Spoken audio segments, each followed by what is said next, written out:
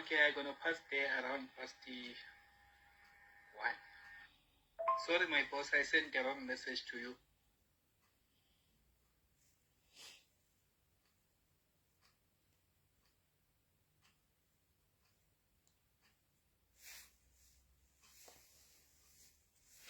Take away, guys. Take away. Take out that jailira. Purpose finder. Tinemi. Amudaro. You don't do that. Makutendera masocialites. Zvaipaka. Makutendera masocialites. Aliti. Hey. Purpose finder. Yeah, guys. Take away.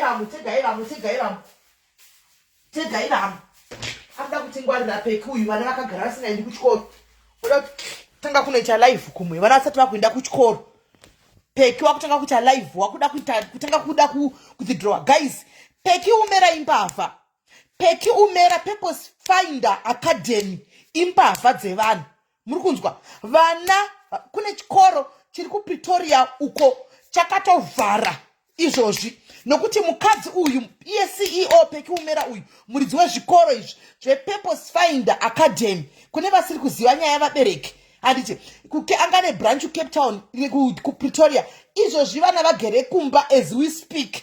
Handiti akanga asingabhadhari rent pairenda building, asingabhadhari mateachers, ndobva vangoya vakadzingwa vasingafungiri all of a sudden. Saka vana vane 2 weeks izvozvi vagere kumba. Iye akatiza akaenda kuCape Town kwari kuamaketa chikoroko nekuPort Elizabeth, right? And it's not the first time.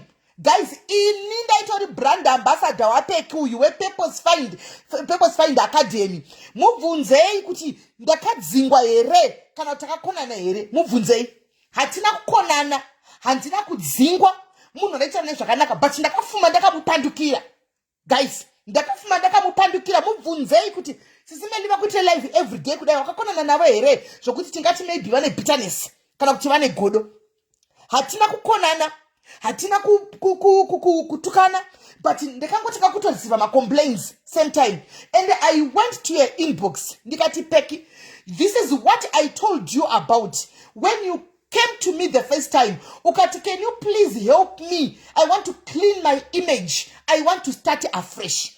She came to me, Peki uyu asi munyuwani wepano 2020 takamitra live. Mai vake vauya pano vakatanga navo chikoro vauya vakaripota Peki uyu kwantiri. Peki haoni aito aina mai vake vanonetsana dzekumba kwavo nenyaya dzechikoro futi idzodzi because chikoro vakatanga vese chinzi chichiri kunzi Bright Star kuCape Town uko vakazosplita. Peki akabva akasiya mai vake vakakontinya. Iye akanovhura chikoro kuPretoria nechimwe chikoro kuCape Town nechimwe chikoro koko kwari kuPort Elizabeth uko. Ati muri kunzwisisa? So Peki uyu tamitra live pakauya namai vake 2020 takazomitra futi live 2021 mushure mekunge right now maticha ake ekuchikoro chekuPort Elizabeth azouya futi kwandiri ndasendera brand ambassador wake. Remember, this was bad publicity for Peki umera andika nezvikoro zvake. Ndikamuitra live futi kuti Peki maticha ako vakatouya pano vakataura vega kana muchida I'll pull malink emalive wayo ndikupei ndikuudza vabereki vasiri kuhwisisa kuti why tiri kunyamba tichisana nemunhu uyu chiti munhu uyu imbavha nokuti upenyu hwevana future yevana yakakosha. Right now vana vakagara kumba. Right, 2021 kai 2022 last year Peki takamitra live zvakare pano vabereki now vekuPort Elizabeth nekuCape Town kwari kuadvertisa uko vauya futi kwandiri vakati simeni tibatsireiwo tine munhu ari kutinetsa kwatinoendisa vana kuchikoro. Imi munongoziva kuti sometimes vabereki vanenge vane desperation nekuti muno mumaforena andimuona vari vaforena kudai so kuti vaone zvikoro mumagovernment sometimes zvinenge zvichitinetsei nenyaya yekuti mapepa andimuona saka vanopesera kungoisa vana ikoko antimazviona. Right, saka ndamutira futi live last time chinesana naye andimuona kuti ita zvakanaka nechikoro chako. Une 3 years uchingoti gwama life gore negore uri munhu werudzi, munhu wabusiness woman, uri munhu werudzi. Apa Peki mind you anozvita mufundisi andimuona anozvita mufundisi. Murume wake wiridza anozvita mufundisi. Iye anozvita maimufundisi anozvita anoempower vakadzi asi asi kugona kubhadhara vakadzi vaishandisa sematicha mari dzavo. Ari kutovanyima chivashauda ndine machats aitukirira maticha aibvunza kumainbox mari yavo. Right, zvapera kudaro 2020 last year 2022 tafamba gore rakuda kunopera gore Peki akauya kwandiri now. In fact akatanga aenda nekuna zuva ndikunyatsokudzai nyaya. Akatanga enda nekumnini wangu nekuna Zuva, akanoti Zuva ndoda kuti ndishande nemi. It was before Zuva toenda kunze kwaruko. Hanimona. Zuva came to me akati vakoma, because remember kuti Zuva aishanda newakanaka. Inonzi wakanaka here vaya vanoita zvima makeup ekutana. Hanimona. Aishanda navo and she worked zvakanaka navo. Haana kumboita problem. Noti ndaitomubvunza. Nokuti wakanaka inda itoiona Peki yachimirizika kunge musuro pakati pevanhu vekuwakanaka. Saka ndaitobvunza sati naizuva akati inasenda bita problem, but nyaya dzaPeki aidziziva Zuva, because ndaitotaura naye taitotaura kuseri nezvenyaya dzechikoro ichi. Hanimona, taitotaura kuseri, right? So akati handina kuita problem yewakanaka. So far so good. Hapana munhu ambaine complain ende zvechokwadi even paigraduata vanhu vake icollege yebeauty aiwa taitoona zveshuwa kuti zviri kubatika, no problem. Uyoyo guys haana mboti fera akaita hatina kana complaint yake, ari kuoparitsa zvakanaka, right? But Peki waimona kazvibayira ipapo. Okay, zvafura. Zuva uya kwandiri. Zuva ati vakoma chichi kumbonenye kuitika naPeki umera. Ndikati wakuinvolva panyaya yemajira aPeki. Zvikanzi no, she came to me but ndaimbokuonai muchimitira malive kumashure kwese kumakore apfuura. Hanimona, zviri kufamba sei? Ndobva ndamutsanangurira Zuva akati ari kukumbira kuti ataure nemi. Handika ndikati anotaura kuti Peki ndikukudzai zvakanaka kuitika kuti Peki asvike kwandiri. Handimona. Ndikanzi anoita nezvechikoro but munzwei. Takaita 3-way call. Guys, me, Zuva and Peki umera. Peki auya mukoma aiwa. Zuva akabva atomutsiura ndiripo akati iwe Peki, handika une nguva ndichiona sisonga chikuitira malife. Handika ndichoti nyaya iri kufamba sei. Iwo kana wati kuda chichinja maitiro ako, handika upenyu hwevana future ivana yakakosha. Ende kuti chikoro chako chibudirire ita kuti vashandi vako vafare. Ndobva uya zvikanzi SIS-MELLY ndanchikumbira kuti tishandidzane munditiro live image yangu. Remember kuti makore apfuura makamuchiitira live pamusoro pemacomplaints aiuya, saka zita rangu rakasviba. Akatondikumbira kuti ndibvise imwe live yanga iri kuYouTube. Hanimona, zvikanzi ndibvisirewo live iri kuYouTube because vabereki vari kungoona live iyoyo vachingoti kune ndebva takanoka SIS-MELLY. Hanimona, ini semunhu ari kuti ndinoda kutanga panew one. Guys, inini I believe in giving people my chances as I am always being given chances with God. Hanimona, ndakabva ndamuti alright, no problem. Ndobva ndanomudzurira live yangu kuYouTube yaitobhadhara. Mufunge, that's how loyal I am. Yes, to people. Ndikati alright, zvikanzi ndokumbira kuti mundibatsire kucleana image. Ndikati aiwa ati clean image iwo usina kushanduko. Shanduko yekutanga iwe unofa kuita shanduko pache zvako. Ndobva ndachimutsemura ngauye arambe apa. Ngauye arambe apa Peki. Ndobva ndachimutsemura ndikati chekutanga Peki, handi une potential. Handika une potential nokuti zvechokwadi zvikoro zvemazimba zvishoma. Handiti saka nenyaya yemapepa inobvunzwa vanhu ishi. Handiti unogona kutoita business rako rikafamba, asi iwewe make sure kuti vana vari kuwana education yavo and make sure maticha uri kumabhadhara. Zvikanzi kana mukoma kwakuri kusahwisana nevabereki kwaitika. Saka inini ndakuda kuti ndigadhigasa zvinhu zvese zvichinje. Ndoda kuti inini muchiita brand ambassador. Muri kuwa terai muwe. Ndiri kuda kuti ndiite brand ambassador. She cannot explain herself to anyone because she knows she's fake and she's a scam and she's a thief. Anozviziva. That's why she cannot explain to anyone. Kana ndimiwo guys, unexplain kuti chi. Let's be honest. Mbava makabona mbava ichi explain I mean. Tell me one thief yakayeka explain and eight. Ndipei one mbava yakayeka explain kuti ndakazoba ndikazodai because my teachers are there. They are talking. Let's take a level person. Ndaitaura ndoga here nini. Handina vanhu vakauya here guys vachikudza iveka zvakaitika maticha epachikoro. Vachikudza kuti furniture yake takatobata. Musuno ndikatokudza vatoindako ndikati manyai muendeko tikaenda ndikati fura neku-FF neku-EFF vakafura vakapiwa munhu neku-FF. Uyu ndofunga muticha murume wacho nangatotipirwa kunzi wakamirirwa. Hanimona hana kuzoinda akabva afonera mai vave pachikoro naye akabva atiudza pakapachiswa zvinhu paipai. Hanimona, so mbavha izvi explain guys. Don't be worried nekuti Pekati kudini. Asi chiripo ndechekuti atoita mari yake gore rino. Next year vabereki vakangwara vari kutsvaga. Vabereki vakawanda they are coming to me vari kutsvaga nzvimbo. And vamwe vatoti ndivabetsere kutsvaga nzvimbo. Vabereki vakawanda are coming kuti SIS-MELLY kana muine plan yekuti vana vedu titsvagirewo nzvimbo. Vana vaone nzvimbo. Right now mubereki akati handingabvisi mwana iko zvino because akabvisa mwana iko zvino anoenda kupi. But next year mark my words muchaona. Next year muchaona and vabereki ndodoro vabatsira kutsvaga nzvimbo guys. Ndodoro vakabatsira kutsvaga nzvimbo. Explain kwa nepa social media but aenda kuna wachijandikwa ndewepi. She's explaining herself. Peki you are fake uri kunyepa. You say you don't explain yourself to people. Kwa chijandikwa ngatsvage kana jandikwa ndepa social media. Chijandikwa ndepa social media. Wadi kungoita zvinhu zvako zvisina masocialites. If you know kuti isusu kunyepera and you don't explain why are you marketing on social media? Guys, use common sense. Why is she coming and market on social media? She's trying to explain to you in some way. That's explaining.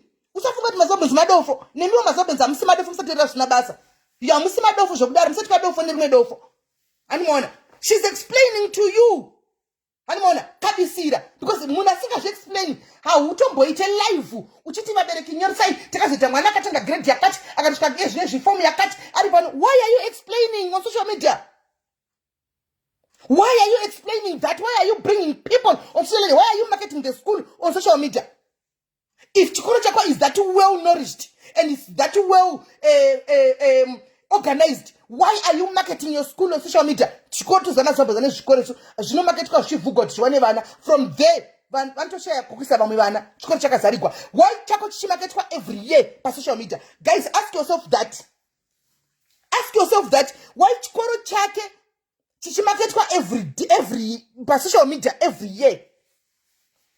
Why chimaketwa by social media every year? Tine zvikoro zvingani zvamakamboona titakameketa zvichitanga kuvhurwa imini. Right now muchabotoni chichimaketa because chakazara. People, they give each other a recommendation kuti endesa mwana chikoro chakati. Endesa mwana chikoro chakati. Animona kana chiro danzi vanoda kugasa nyaya vari pa social media, but he she is on social media. Sorry guys, ndanonoka kusvika pa live here. I'm here now. I'm here and ndichafamba napeki ndanda kutomboti nombotomuhira tinondadzoka. Ndachidzoka. Unatoti gwatsa kwandi adine vana vaindi kuno complain pa social media. She's rude and arrogant. Ask parents. My parents, they try to speak to her kuseri anova rafura anovatuka peki. So social media is the best. Sekuya iwari kuya kuzomaketa chikoro pa social media. Saka vabereki vachauya ku social media. Ndokwa ichitaurigwa nyaya ichaperera pa social media. Iko zvino vana vakagara kumba. Kune a bunch of kids vakagara kumba. We are busy marketing another school in Cape Town. Hence other kids are seated at home. Kuchikoro cha Pretoria. Vakagara kumba asati vana pekuitira chikoro. Vakagara kumba. A scammer does not explain obvious. Ndipo scammer can't explain on social media. Because if you are not a scammer, how many people do we expose here, guys? Tunongwa chitenye pero ano we out in a day up, a day moon watch up. Animona. Then you have to tell Toto not Iowa guys in misunderstanding. Toto Vapanta to Gazirisa. How many times? How many times? Moon I'm talking to the doctor side of the story lang. Pekita come challenge Japan, but Shaka they came here. Akadi kuya ipa bakuti murukundi nyepera imin. Varipo. She's very rude. She is very rude. She's evil. In fact, peking the type of Kutukasanganeka. Anda kudambu garu. Kudambra garu. No shanda kuitwa ya. Anonyepera mabanda chitanzi ndokunyangarisa unonyangarisa uri chiiwe peki. Who are you? Who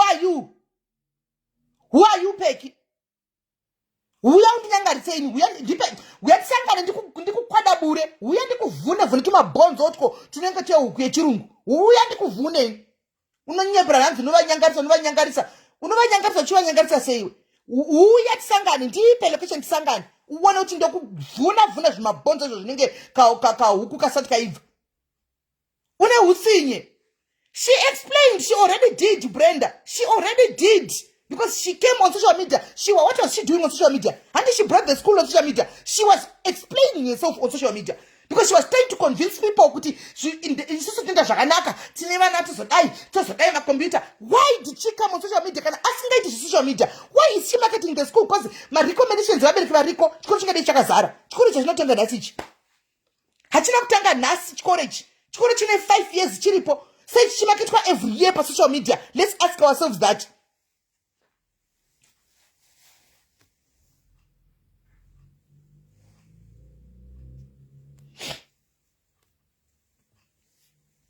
Let's ask yourself, Ijojo. No, chijanduko msampe mosha, guys. Chijanduko socialite seni. Tora beg, chijanduko wakapuwa fiti mwemari tora.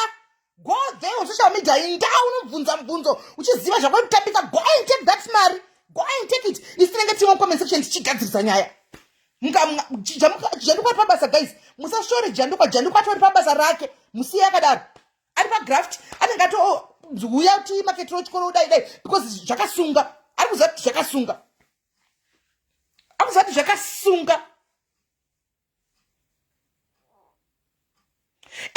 kupoza Irene deyangari peki she wouldn't come pa social media nenyaya dzechikoro aitoramba akati zi the fact yekuti she came kuti hanzi kune rimwe socialite yaunti market it means kuvhunduka chatikwatara ungooneka turikwa something is cooking something vana vari kuindaka wakumakete kachikoro sei chisingazari chikoro chako iwe sei chisingazari chikoro chako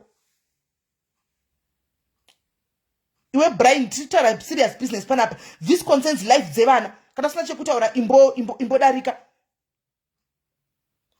sei chisingazari chikoro chako tine zvikoro zvakavhurwa sure kwechako St Martins muno muRustenburg yavamusonza ndati vanhu vanoshayiwa nzvimbo guys chikoro chine 2 years 3 years chavhura vanhu vanoshaya nzvimbo tinotopa marecommendations munese tinototoenda pachizivano kunotorerana mafomu chikoro ichi it's a private school vanhu vemuno ndo vakatozadza chikoro ichocho chakazara nechihombe chakazara ani muri kunzwa vanhu vatowani nzvimbo why chake chichimaketwa every year chikoro chakavhurwa kumasure uko why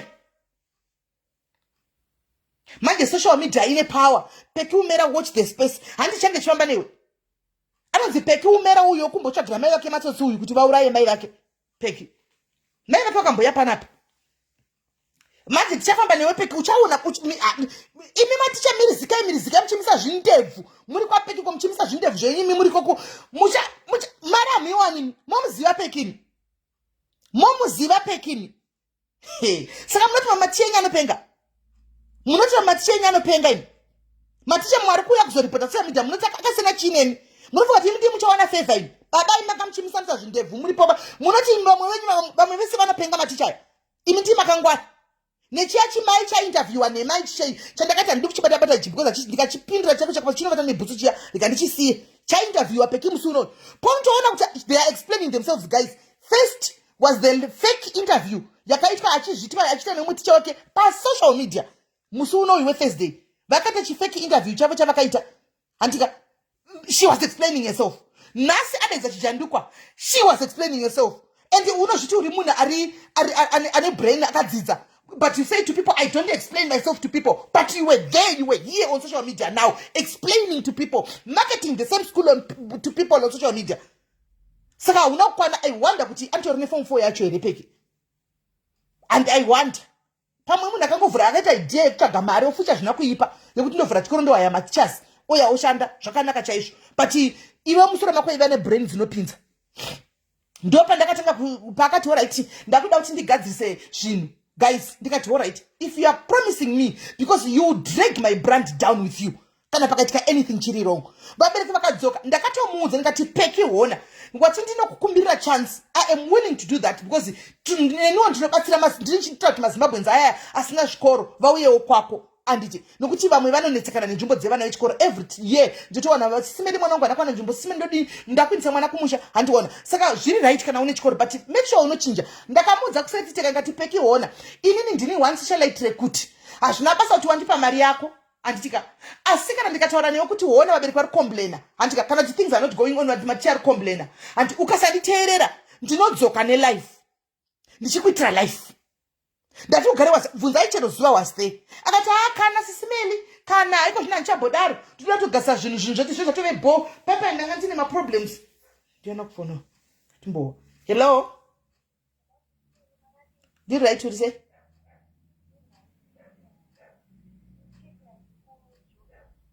okay inyaya ndanchifunga kuti inyaya yapeke ndiri kumbofamba nenyaya yapeke apa inyaya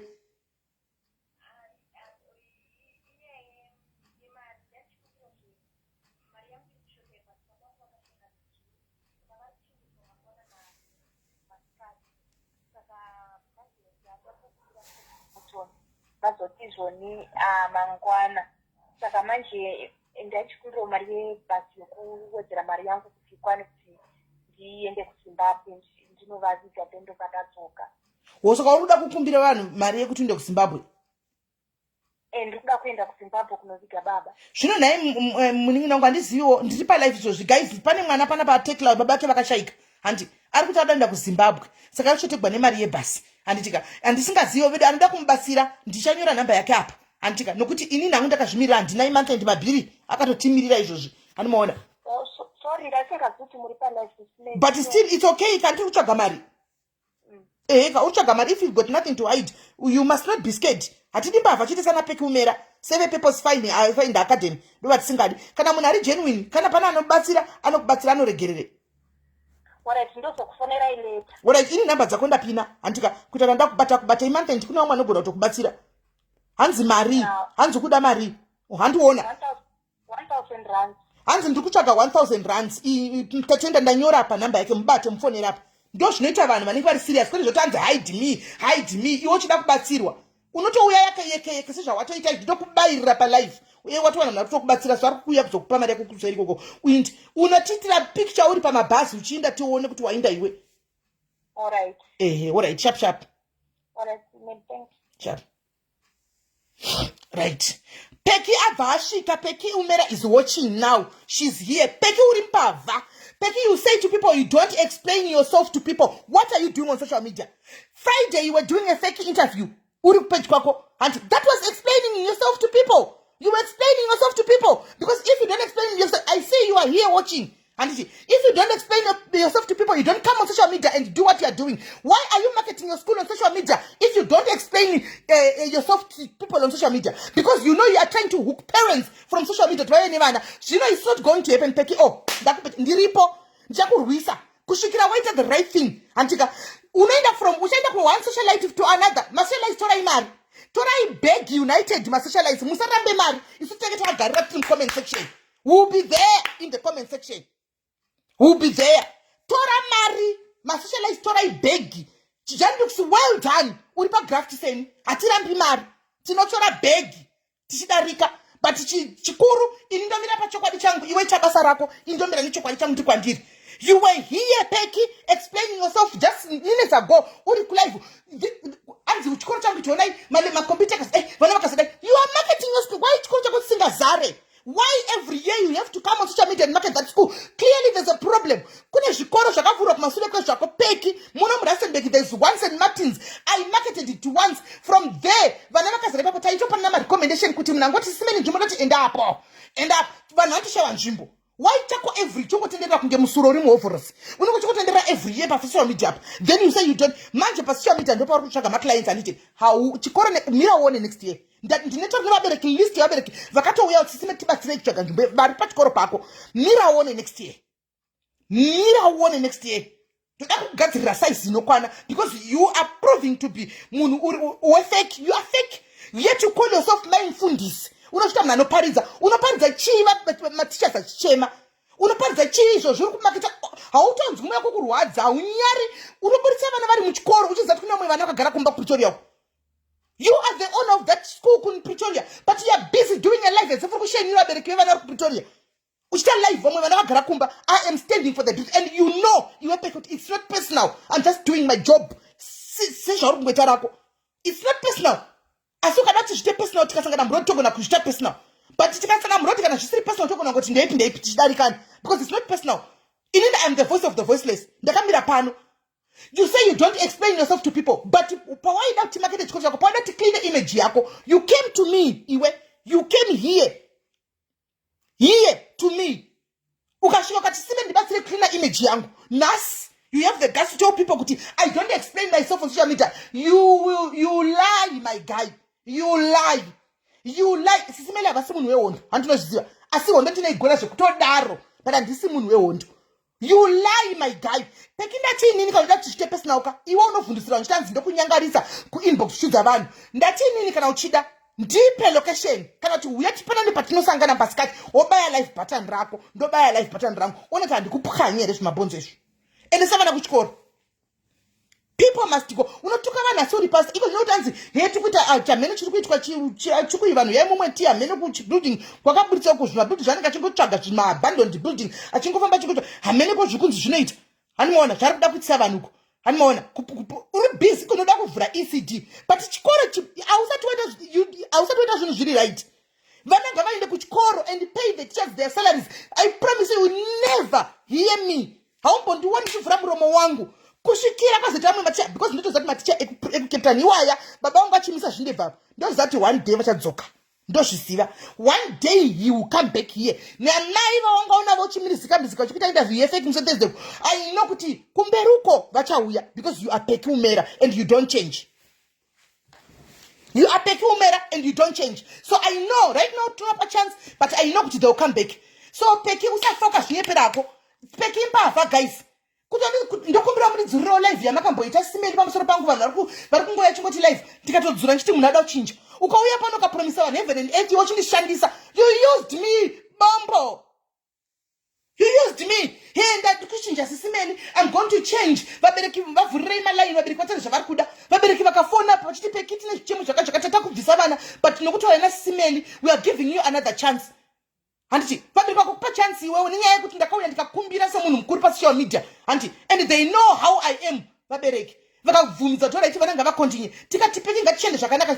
For starters chienda kuCape Town unoadresa vabereki ita meeting handiti zvaunonzi unoita meeting unoadresa meeting usingauyi handiti chimboenda unoonekera paposina vabereki vakutuke vapedze shungu uvapromise zvaunoita tikawirirana handiti ukaenda ukauya ukandipa feedback ati ndakazoenda simeli zvinhu zvakafamba zvakanaka ndikati ndo zvatoudaka Peki uri kugona zvakanaka. One didn't I compliment you paukaenda ukadzoka kandipa feedback?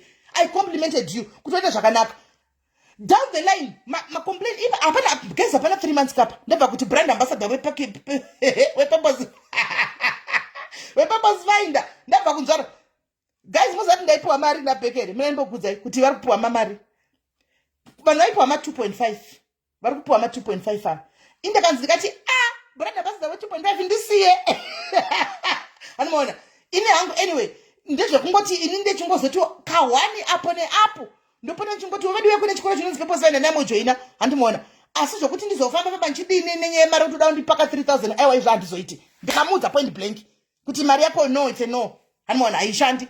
Saka paita macomplaints pakati apa tatopedza zvapera ka vauya Leona you said kuti kuzvechokwadi Peki hachinji wakataura vauya pakati apa vabereki mateachers in fact ndowakatanga kuya nevabereki vevana vekuPretoria ndakatoona kuti Peki hachinji. Ini semunhu akakunga akamudza pano ndikakuudzai imi madiaries kuti bati zvandati inini ndaimisa vana venyu musatye kudzoka nezvichemo zvenyu kwandiri because ndikamuudza Peki gadzisa apa akaramba indomitra life andregi ndinotomitra life.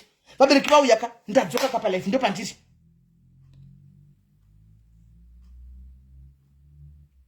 ndatodzoka ndopandiri panapa.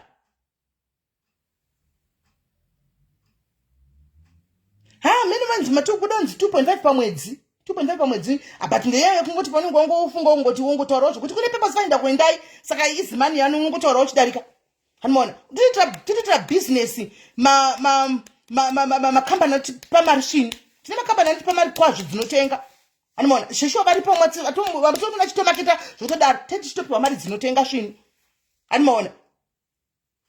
Peki Umera imwe mbavha inogara paninge apa paCape Town apa handimaona. So ndopatasvika pano nhasi saka ndiri kunzwa nevanhu vaconversation hanzi anga achiti I don't explain myself to people, I don't have to vabereki vari serious vaende kusocial media, but she was addressing she was saying those statements at social media. Guys, come on, how dumb and stupid is that? She's saying that ari pasocial media asari kuramidza mwabereki kuti vaye nyaya dzake dziburitse. Anyway, mirai tifonere umwe handiti ndibatei handisiti zvinhu zvemusoroka toita zvinhu zvine proof tichienda zvinhu zvisipo ere guys toita zvinhu zvine proof.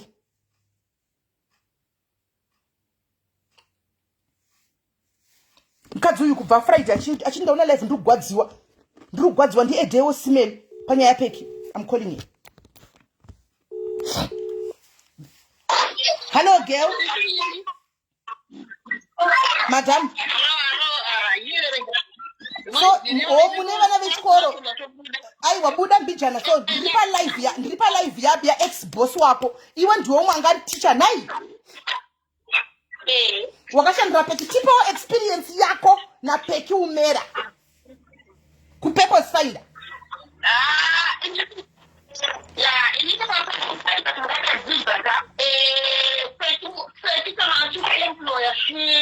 Resembles a very good person. I'm going to shine on Zaganak, but I have learned to take animal at home. I've learned to take animal at home. In Nini, akandiemploya achibva andisa kune rimwe branch rinonzi Wildberg. Andisa kuWildberg ikoko. Hey, ndakashanda for only 1 month. Saka ndashanda for only 1 month. Ndobva azonditi hamukwanisi here kushanda kumba nekuchikoro zvetu. Inini I liked it ndikati at least zvinenge zvakuzibatsira ndenda ne2 salaries. 2 salaries ndizvo. Akandibvisa kwamakuyamba ndichiloja because ipapa pandaishande papa ndandine night job rangu randimbori naro manhasi kwandinoita care work. Saka ndakabva ndatodecide kusiya care work iyoyo ndikati rega ndichingoshandira munhu wani. Akanditi inini zvinhu zvenyu zvese zvokudzidzisai muyemise kugaraji kwangu. Ndabva ndabvisa zvinhu zvese kuti hembe dzangu zvizviri zvandaita kugaraji kwangu. Saka ndashanda kudaro. Inenge ndangopuwa salary zvisefuwa only 1 month. Namwe medzekera yangangomaretwa mahafa inoita zvokufai. Yesimba handina kugombera ndakapuwa chero cent. Saka ndakabvomutaurira ndikati inini aifulongwa I haven't gone kumusha. Ndakamuudza muri muna September. Ndikasaka this December ndirakuenda kumusha. Ndobva ati alright. Saka inini ndakangocounta on kuti zvaari kutizvo zvaasiri kundipa mari yangu achindipa mahafa apa ini ndamudza kuchada kuenda kumusha. Saka ndokuti ndakazongondipawo mari yangu ka1 muna December ndakuenda kumusha. Saka December weasvika ndakamuti inini ndikukumbirawo mari shoma ndizva ndakuenda kuhostel kuti ndinotenga chikafu chevana chandinoda kuenda nacho. Akandipa 1.3 akati ndo mari iripo pamari ndakazongoenda ndikanotenga maikwetu pamari by then mari yangu only papi yaive 21,000. 21,000 mukapuwa 1.3 ndobva ndipa 1.3. Hello baby, if you are making noise, can't you? And you stop it. Ndobva andipa 1.3. Andipa 1.3 abva ndanotenga zvandaida kutenga. Bva ndamutaurira ndikati ndave nemadrums angu ma210 liters ayaya andakanga ndinawo aifanira kuenda kumusha. Ndobva ndamuudza ndikati driver ari kuuya panapa kutora madrums aya Friday na 9:30. Hello. Abva ari kuuya kuzotora na 9:30.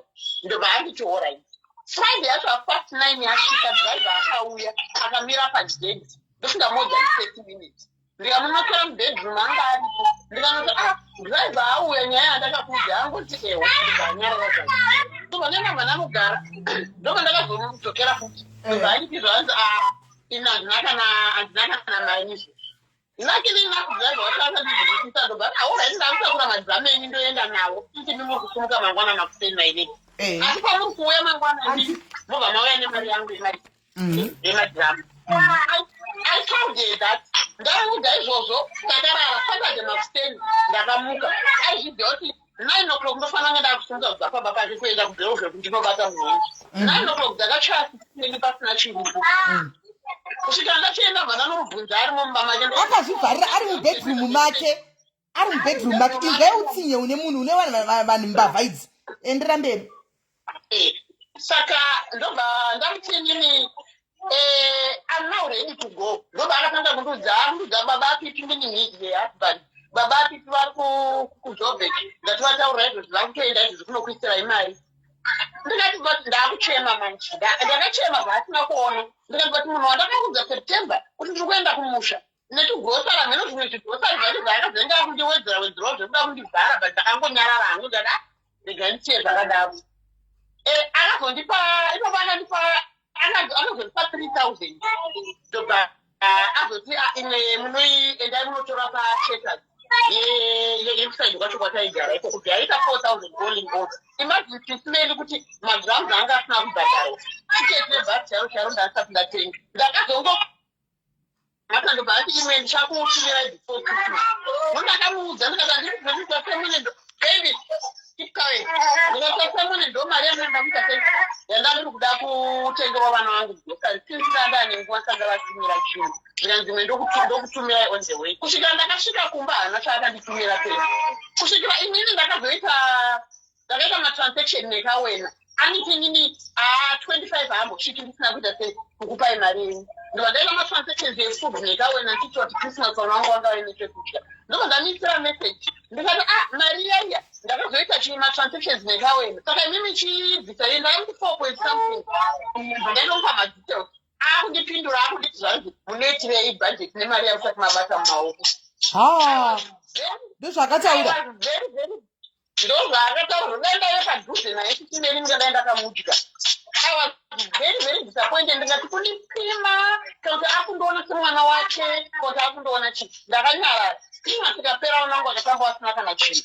Ndikazotanga kumubvunza ndikati mari yangu ndoda kudzoka kubasa ndoda kudzoka kuSouth Africa. Akayamba achindudza mabhikozi. Arudza mabhikozi kudaro ndokubva azonditumira mari. Ndakazenge ndafunga manje. Ndakazenge ndakutsvaga mari. Ndatsvaga mari ndiri kuenda Cape Town. And handine kuwangu kuona kakuti straight away. Ndichaura nyaya yangu yese nema-hours andaishanda angari abnormal but ndandakangozvigamuchira ndichiti azvina basa tiri kushandirana ndiri kuti aishanda dabhu mabasa ndowanawo mari yakati ndisingazivi kushandira ndori neimwe mentality. Ndakapera bhazi ndobva ndauya. Saka ndauya ndasvika kudaro I was very frustrated zvokuti ndakaona zvisina kundifanira kuti ndichidzokera pabasa iri pandaigara paipai. Saka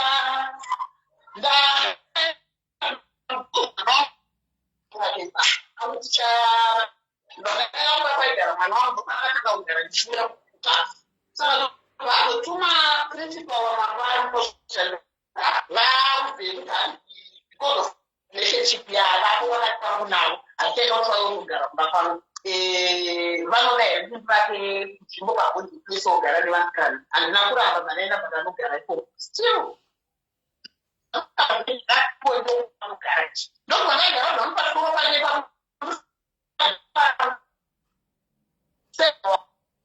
hatichanzwi network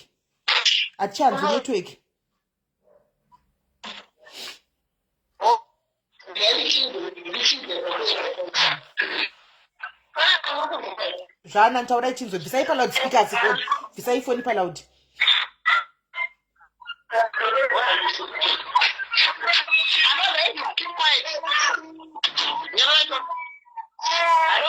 Yes, zvana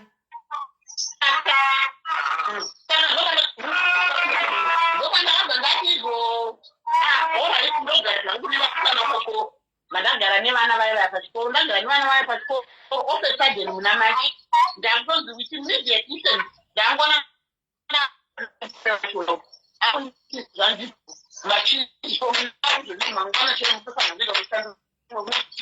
yakudambuka hatichanzwi. Hanzi wakabva wanzi with immediate effect ida chii?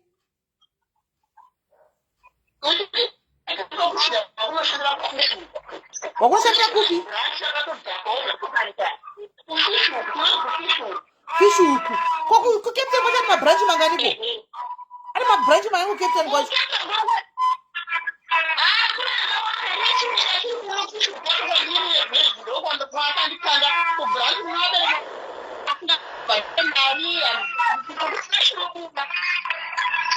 Yes. Hello, phone. Visa loud. Okay. Saka kune chikoro chiri kufisho uku ndoko akakandwa.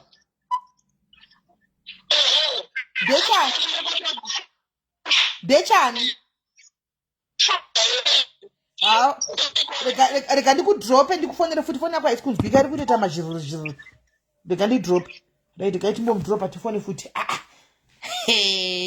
Hai, muri kumuwaka kanaka, muri kukawa guys kanaka. Muri kukawa. Kwanzi kari mubedroom ndichimuudza kuti anti ndai kugeto. Kwai ndichimuudza kuti ndiri kuda kuenda kumushari mubedroom achiti ndiri kuuya oramba zvakakagara mubedroom. Mabhosi enyaya. Anochiti mabhosi rega titire kumufonera futi tinzwe.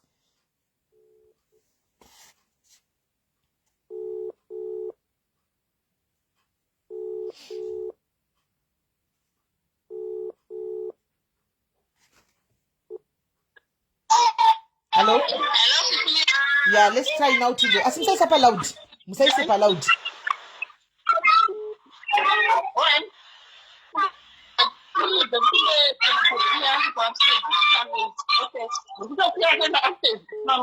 Alright, and I upstairs kwacho Alright, that's what we're going to do. Trukuzwai. Alright, saka ndobva handiti kuti immediate effect zvikangoenda kufishu haina ndakavaaaaaenda kufishu tinakana imba yakuroja neotisha ndaaccommodation iripo ndobva ndatuti handina kana mari kuti ndine kuita se yekushifta zvikanzi munobetserwa ndobva ndangoti fine ndarara usiku hwacho ndichirongei nditoti ndaiwo kuti hamhengo notidati dzanga atopulana ipapo kwako musada kundibhadhara mari dzangu ini ndobva ndauya kufishu kuyakuyi no ndasvika kune principal wechikadzi variko ndiri kutarisira accommodation ndiri kutonzi ndiri kufanira kugara naprincipal ivavo vari kushandisawo 2 rooms vane murume wavo nemwana wavo mhandara handinogona ndobva ndakabva ndati kweni ndogara sei. Hold on, caller, hold on. Hello. What lady? Yeah, but auntie is there at the gate. Where are you? I'm dating. Give it 3 days. I said 3 days. I said 3. It's only, remember, all right, you're not living, all right. Irikite ko class, kikutlala usetse. Uberekele 1 day because I had paid you before. Let me come down. No, give it 3 days, Kwedi. All right, irikite ko when? Kiat. Kade mbona ro libirira oshwa mna kachana 1 day issue. Hello, taurako. Saka ndobva ndakabva ndasenzisawo common sense ndaona kuti mwana wacho chaikaika anga asingachafari ndamubvisa pamubhedha pake ndatoziva ipapo mwana uya akurara pasi ndobva ndabva ndaenda kuna principal vava ndikati hazvita here kuti ndipinde zvangu musitoro mandangotsvaga pakakona pokuti ndaikwanisa kungopika ndichirara ndaibhadhariswa rendi futi mukamba kavo kaive nedhasti kaishura nendakumba kairuma ndaibhadhara rendi momwe ndichitenga futi mageti. But I found it better when I was demanding the principal here. Ndakagara ndichishanda ipapapa handina kupuhwa sense ndobva akazoti infact paakatanga kushifta akuenda kunogara kupretoria kwainye kuti atenga imba uko akatanga kushifta zvinhu zvake kwataigara tese ko havangandiudze vese nemurume wacho izvo achiva beding yangu imi yandakatenga iri very durable netumwe tunzwangu tumwe tushoma saka akazoti akandiudza kuti taakushifta ndaizoti ndaendeende nemini vandabvisa zvinhu zvangu iko saka vakangoita zvinhu zvavo chinyarariro vakashifta zvinhu zvavo vapedza kushifta ndoko vakazongonditumira meseji zvikanzi zvinhu zvenyu taisa kwamr mesho indoenda kwamr mesho ndoti mr mesho ko zvinhu zvangu zvaitwa kunoko mai mesho vakungondiratidza dhishi replastic nezvimwe zvimagwenzere zvakatoshatarawo hazvo ndaingozvishandisa special things zvangu zvazhinji mandakachengetedza hapana kana ndoko ndakabva ndamufonera ndikati ndofunga baba apitwa akakanganwa chibhedhini yangu ndichichi hapana zvandiri kuona zvikanzi hazvirimo mune rumu iri kuchikoro ikoko inde ndotsvaka murumu acho hamuna chirimo ndobva ndanyarara zvangu ndaakuno kufishoku ndaakutanga kumubvunza zviko bhedhini yangu ko chakati changu ari kungoti ndichauya ikoko ndozokupa izvo zvenyu penzezvo manje ndofunga akangaona kuti abvisa zvinhu izvo zvaatora ndopaakazonditi zvanzi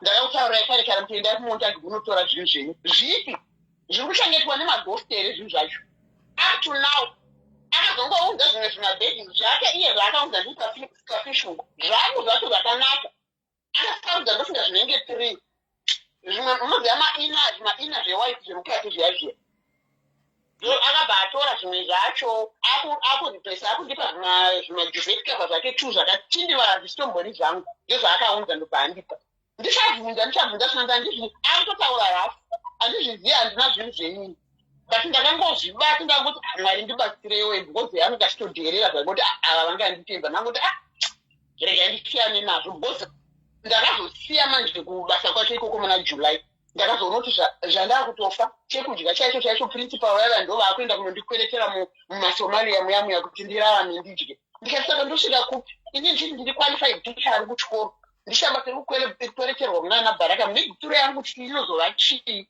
kusvika ndakazoenda pane chimwe chikoro pandiri nawo pane ticha vakabva ipapo vacho vamadirectors echikoro pandiri panapo they were once teachers vakabatwa rafu the same way atakaitwawo isusu vanhu kusvikira vaita shungu vakavhurawo chavo chikoro ndo pandiri kushanda izvispiti saka mari yangu yakatozorovana nhasi hapana machata ake and everything zvese taitaura icho pane macalls mamwe aitondisendisa macalls about mari yangu iyoyo ndakambotanga ndichazvispeta murume wacho nekunyara murume wacho ndichiti murume wacho but ndakazorealiza manje kuti all things vese vanenge vachingotaura kuti izvo kana finance team yari ichakupai mari yenyu kana finance team yari ichakupai mari yenyu andikuziva kuti rini zvinhu zvangu zviya zvavakatora ndinetonelisite zvinhu zvangu zvavakatora zvavainazvo maziamburera mahomba aya andandatotenga ari manyowani ndine zvandaida kuashandisa havana kuburika vakarambira nezvinhu zvangu vakanhonga timusikaonondi ndotwakakodzera kushandiswa nemunhu akaita sapeki hazvina kusvika inini vakatora tunhu twangu twese itozvo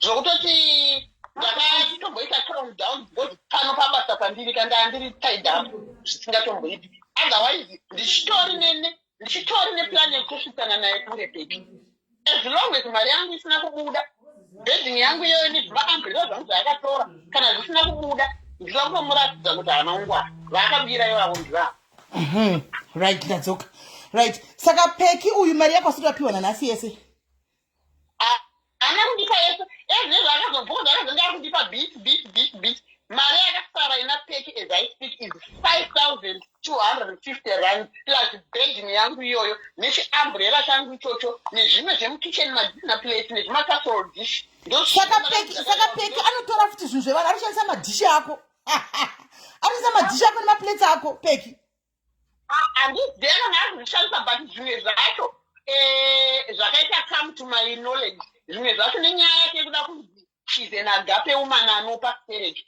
akatora mhino vakadzi vake vaagape vaakapera kuguvera zvinhu vakaenda kunomubatsira kupeka kumba kwake ikoko kwandanga ndiri hausgirl wake ikoko zvinhu zvako achipa vanhu zvinhu zveumwe munhu munofunga kuti kudii ikoko ndakamubvunza inini peki ndakamubvunza ndakamutumira wange profetesi wake message ndikamubvunza ka ndine ukama newe nesene mekuti umera inini kuti ndiri shisi wake inini nokuti anotora zvinhu zvangu simba rangu mukadzi mukuru akaita seni kufamba kubva kuzimbabwe kuti ndozoshandira vana vangu ongoranda zvinhu zvangu just like that nokuti akajaira kuranda zvinhu zvevangu. Right. So guys here, all of you who are here, dear founder, yes, Ferry, do you think this lady is Anopenga? Do you think she's crazy?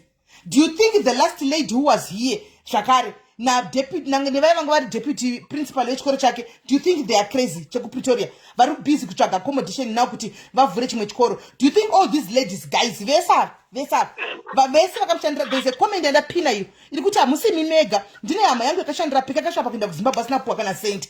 Munoti vese ava vanhu vese vanopenga. Vese vanopenga. Peki totomuvenga, totomuvenga grudge nezvo kutodaro. Vese vakadzi vakuru ndimai vakura vari kutaura. Munoti vanopenga. Saka Peki tora mari United, but chikoro chake chinenge chipinza mari anti ndizvo. Chopinza mari kachikoro. Chikoro chake chinenge chipinza mari, but my question is why akungadi kubhadhara vanhu? And she is very rough. I rough zvokutoti zvo. Inini mazemutanga aitanga kutaura naye akandivinga necall kuinbox kwangu. Inini handizivi kuti vamwe vakadzi vakuru nevarume vakuru vakabva kuZimbabwe vanotoshaya kumuprotecta. I think she's listening now. Kana aripo palive achitaura, inini ndakamumirira Peki. Even kumasi kunoku ndakatomumirira. Inini ndotori nenharo mbishi manje. Ndakatomumirira ngoti tipedzerane kusvika kumapena. Ameno vaanotyitidzira kuti handi dzinozotsvaga masikori yachitumira matemo nemapanga zvinenge zvakakrosana. Achitumira vanhu Peki. Achitumira vanhu izvozvo. Vana vanobvunza maizve pane vanhu vanotya kumuendera Peki vanotya kumuexposa. Vanoti kana Tell me my sister. My sister, I am trying to understand kuti Peki problem chinyatsetika paari chi. Imi maishanamba kwa Peki. Mari inobuda kuchikoro. Mirai. Mari inobuda kuchikoro. Anditika kuchikoro zvese izvi. Anti ne lifestyle yanorama kumba kwake. Zvinoenderana here katoda kurama extra life isingaenderana nemari kuti after abhadhira ma-teachers, abhadhira imimi, abhadhira maybe ma-installments kana kuti bond remba nemota hazvibatani. That's why akurega kubhadhira ma-teacher. Chii chamungafunga chikuita tasabhadhira ma-teachers? Inini izvozvo chisimelika ndofunga zvazvake nemurume wake nemararamiro avanoita because inini maaccounts dzavo kuti ndipinde kuti ndibvona. Aiwa, haisi nyaya yekupinda maaccounts sister, my sister. But pane pekuti unyatsoona kuti munhu haasi kukubhadhira vashandi anti. But after 6 months ari kunobura latest car. Hanimaona. Akati ari kugara maybe. Problem inini yandakaona pana Peki to my observation she wants to live the life. That's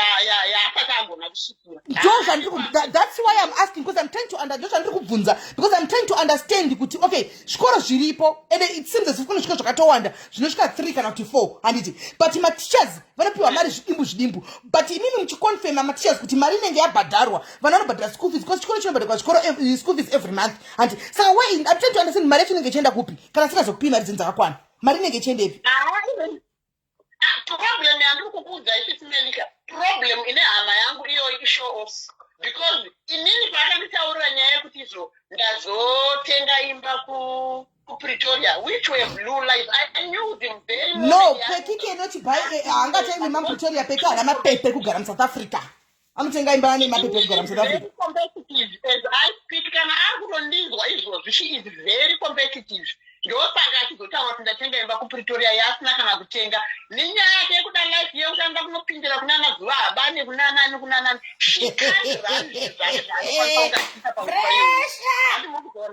pressure pasocial media pressure oyo akatenga jeni papretoria inini ndonari inini medemsikumelika ezaispikika kana achitumira masikori kana achichema nematemo kana achitumira majainzi ndofuna ndopandishanyarara kana anoita zvaanofunga kuti anoda kundiita but she must be very vigilant kana achinda ataka she has to be very very vigilant kuona ndauya pasocial media zvikoro hazvina kurejestwa izvo mwanasikana zvikoro these schools were not registered. The schools were not registered, my sister. Paakatouya kwandiri inini. The schools ndandisho ndakatanga mubvunza because aizviziva tindozviziva. So the schools were not registered. Kana akazoregister chikoro, vanenge vakatotsvaga mumwe munhu anenge akatama friend kuregister chikoro. All along these schools were not registered. There I am, I'm saying it. Ndikunyepa here? Kola. Inini izvozvo handingazvizivi but inini akatora mari yangu achitizo ndokurejistira ECD center yandisina kudzorerwa up to now akanditi enzabva ndakurejistira ECD center ndipei mari yenyu kudidi ndikati pasalari yangu yapo ndakatoverenga ndikati alright nditatembise ipapo achitoendera kuti mukurewo ano kana she pretends to be good but I know meno vanofonowa chakagapi chacho ichochi I know. Peki zvikoro zvakatombonetsa vabereki vazvifind out kuti it was not registered. Ini ndikanoenda kuna Peki nganisana naye ngati Peki zvikoro zvako hazvina kuregistrwa winza mapepa. I'm saying it now because zvinhu zvakaitaurawo kuseni pakaichi ndikumbirawo second chance. Anomaona. Akati ndakugadzirisa ndatove neCambridge. Antika ndakazogadzirisa mapepa simeli ndakazoregister chikoro ndakazoita asati pandamuona but ndo zvakazondudza ipapo takaita live apa manje apa. But all along, school were not registered. That's a fact. Saka muno zokutanza anovhura school say, let me tell you, this is South Africa, my guy. Andika ndikatanga kuti imba yangu ino ikatotora kuti ndabda kuichinja kuita maclassroom izvozvi and I advertise. Mapurisa muno they are too busy vambouye zvakazara mutaundi zvikoro zvima fly by night zvisina kuregistrwa zviri kuti operate. Longo zvitotorawo it will take one day chete. Rekuti isenge padhudhula pachauya apa kana vakatanga zvedhudhula izvi vanozviziva nezvemazimbabwe ndopachaziva kufamba manje akubvunza mapepa handiona but otherwise ka unotovhura chikoro ukatovhura creche yako ikatoenda mberi handiona mene koko that's South Africa for you. Nini hangu napeki kwa tichasitsana ndokukuru. Aiwa my sister iwo uchinesana naye uchimirira masikoli iwo kangorwa nemasikoli chete kana kangobatwa nemunhu chezvaakatotaura izvozvo dzoka bheki kwatisu tutomeka zvati masikoli ake iwayo isu chamabhadhira times 10 kuti arove yepeki wacho hanimaona so iwo usavhundusikwa kuna sikoli iko kurova chisimei ndachembera zvangu but ndivakumuudza aripo palaive kuti ndachembera zvangu but ndozvimiririra zvimiririre mene ko kuchembera kunozivei mai mwana because tatove tisave nemaskills ekubva tave nemaskills ekubva kuti unogona ngoruma munhu zamu vanomudzota avantori vampisha haiwa inini hatondigona kwatichanosvipana mapeki kana as long as palive palapa ndinenge ndiripo ende ndicharamba ndiripo ende kwatichasvitsana kana asina kundipa mari yangu ka ndichasvitsana mhenyu kusvikira mari yangu yabuda nezvinhu zvangu zvaakatora. Right. So my sister, thank you very much nokuya muchikonfirma izvi. Thank you. Rega ndimbofambira nyaya dzekutora ndiwo kuti vave papi because vangu vari busy kutsvagawo chi pekuti vana vakagara ava vawane maticha ite take over vawane pekuti vari ndinongoti tsvakai weni vana vavainde kuchikoro mudzise vana munozotsvaga zvekurejista izvi muzozviona kana mawana nzvimbo mozotova kufambira dzeregistration iko imbovhura ichikoro anomaona imbovhura ichikoro chindire mberi saka rega ndimbowa kuti zviri say thank you my sister I'm 100% behind you peki tichafamba naye kusvikira zvanaka kusvikira mapiwa mari dzenyu mese kusvikira mapiwa mari dzenyu ndopaachanita chanyararawo neni. Thank you Simeli nenyu kana ndipa mari yangu ndopa ndichanyarara ndichapinda pese panoda zita rapeki kana asati andipa mari yangu achandowana ndiri. Amen my sister. Thank you very much my sister. Idzokera henyu kuvana venyu kuchikoro basi. Thank you. All right. ava vakatoregwa migikiri ndiro maplates mane chikwereti chiriko mai mwana pa 21,000 vachimushandira kwai shanda both unenge uchinda wana kapisi job ndakushanda mumba ndikapedza mumba nenda kuchikoro handika uchiti hamari yangu inouya yakanaka mumba ndikapuwa 4,000 kuchikoro kwacho napera kwemwedziwo ndopuwa kudai 10,000 handiwana unenge utokalkulira kuti at least ndadowe ne 14,000 vakanyimwa anomaona vakanyima mari yavo yemba vari kutonyima mari yanhasi vakapiwa 100 rand chaiyo hanzi yekutenda anomaona ndo peki ndo unhu una peki rinotorirombe zvaro mbavha chaita ndibvunze mubvunzo wekuti peki chii kazhinji ukaona zvakadai kurarama nyaya dzinodzoka dzakadai so vanhu vachichema naye achinzi atodza kubhadhara vashanda adai asi mari chinzi yapinda ka pressure kuda kukombita handizi ndinofunga anenge aida kukombita kwaiva nanazuva zvino unokombita nazuva shuwa zuva haana chikoro haana chikwereti chekuti kwandida kuzonobhadhara ningi mazunguno ezvikwereti haana anongori zuva anongotenga zvake mamakeup ake otengera vana vake chikafu otoendera mberi nelife haana vanhu vanoda kubhadhagwa iwe unenge une vanhu vakubhadhara chikoro mamwe chinenge chine maticha kana 10 chimwe maticha 30 people who wants to get paid mari yacho chodi kubudisa futi iye zvino vana vagara kumba rent yemabuildings pachikoro haudi kubhadhara futi vana vanodzingwa chinzi building haina kubhadhagwa kuita chikoro che100,000 and something mupretoria usina kubhadhara saka guys peki uyu kauyu hatisi kuzomuregerera ende hatisi kuzomira naye angati kuti ine angu handifollowi page kwake handioni handidini iyi aitokwati yanga achita yelive yekuti ndandotegwa nevanhu ndovanditega kuti nditi ndikutegerweiko ndikati asi ndapfekwa here nachijandukwa ko andipfeka chii ndilipira acho ndati hakuda tondipfeka zveweekend tandinoona ndione kapekini kawigi kanenge huku yaundugwa mai mwana kari kumiramira kari pala ndo wigi inopfekwa nabusiness woman iyo yamuna nezvikoro munhu asingadi kubhadhara zvikwereti zvevanhu chipfekawo mawigi akanaka ungapfeka chiwigi kunge huku mbave huku yaundurwa asi apa uri kubhadhara vanhu saka mari yacho ndechikwambo here mari yacho uri kuisa kupi imari yechikwambo here naiwe peki imari yacho yaunotora usingabhadhari vashandi vako imari yechikwambo here vashandi vari kuchema usi kubhadhara maticha anopa mahafu maticha and even maticha ari kuchikoro right now vari kutoziva kuti vanhu maticha aritaura chokwadi they know kuti these teachers are saying the truth but they can't come out because ndo pabasa panenge vakabatirirawo ipapo ndo panenge vakachingobatirira techingopuwa at least chiripo pana kwemwedzi adzishauye rent nekutengera vana chikafu but chokwadi anenge achitochiziva kuti we are having the same problem but unonoziva kuti guys hauzokawadi munhu sotowana pamwe pokuenda saka maticha anenge akanyarirawo arimo mucomment section anenge achitoziva kupfeka chiwigi chimwe china kubhururuka kudai so but huku chiti ndiri agape kwai agape ndizvo agape woman ndiri munhu anoempower vanhu ivo zvanhu vanga chiti kwaibvisai mari nditite zveprojekti yehuku mukangobisa mari dzenyu muri kunyura mugare makazviziva mukangobvisa mari dzenyu muchiti kwaimita zveprojekti dzenguruve idzi muri kutonyura pekanokuitisai nguruve akaita zvechihorticulture kupi akaita zvechidhumeni kupi anokuitisai zvekufuya nguruve zvakadzidziswa nomwe munhu oda kutotorai bhegi munhu akangwara peki munhu akangwara zvekuti peki aripo akateerera dei ari munhu akangwara ane munhu ari guys we give credit where it's due anomaona munhu akangwara anogona kuona opportunity yemari kuti apa mari inobuda but kungwara kwake ka dei achingwara asingajuti vanhu zvaanenge ataura nevanhu obva ataura nevanhu kuti zvaanenge avimbisa vanhu oita izvozvo dei pasina problems because munhu akangwara munhu anogona kuona mukoto wemari kuti apa vanogona kubuda mari apa vanogona kubuda mari ende chibuda zveshuwa but chiita zvinhu zvawatanga ende wawaemployer chivabhadhara because pane munhu yavo akadedzwa nezororo akaenda kuzorora chinokumbira kuti ndokumbira mundisponsor madrinks echichi anoita zvefarming anomaona peki akazvipfekera ipapo anomaona vakadzidziswa nemurume uyu kuti nguruve dzinopfuyiwa sei anomaona peki murume yaenda peki akasara kaona mukana akasara akatenga kuti kune vanhu zvakadzidza kumurume uyu yai kuno mundipe mari ndikudzidzise kupfuya nguruve hano muri kuona she's a hustler antika there hapana chakashata munhu aona mugepre mari kuti ndadzidza kuti ndakunopa vamwe knowledge ndobhadharisa mari hapana chakashata but nyaya yekuti unoda kuita zvinhu 100 uri munhu ari 1 antika apa une vanhu vari kuchema newe it will never be well with you peki all these vanhu vakura vari kutochema newe it will never be well hauna zonzo raunoita unenge uchitonyepa you lie mwari hauna fanana nemunhu anomwa casolite mwari havana fana zvoko zvitati ngondo from hero chazenge takutega rimwe gore handika because misodzi yevanhu hautombonidhi kubatwa peki hautombonidhi kana kuvingwa paground iwawo misodzi yevanhu vari kuchemera ka it's enough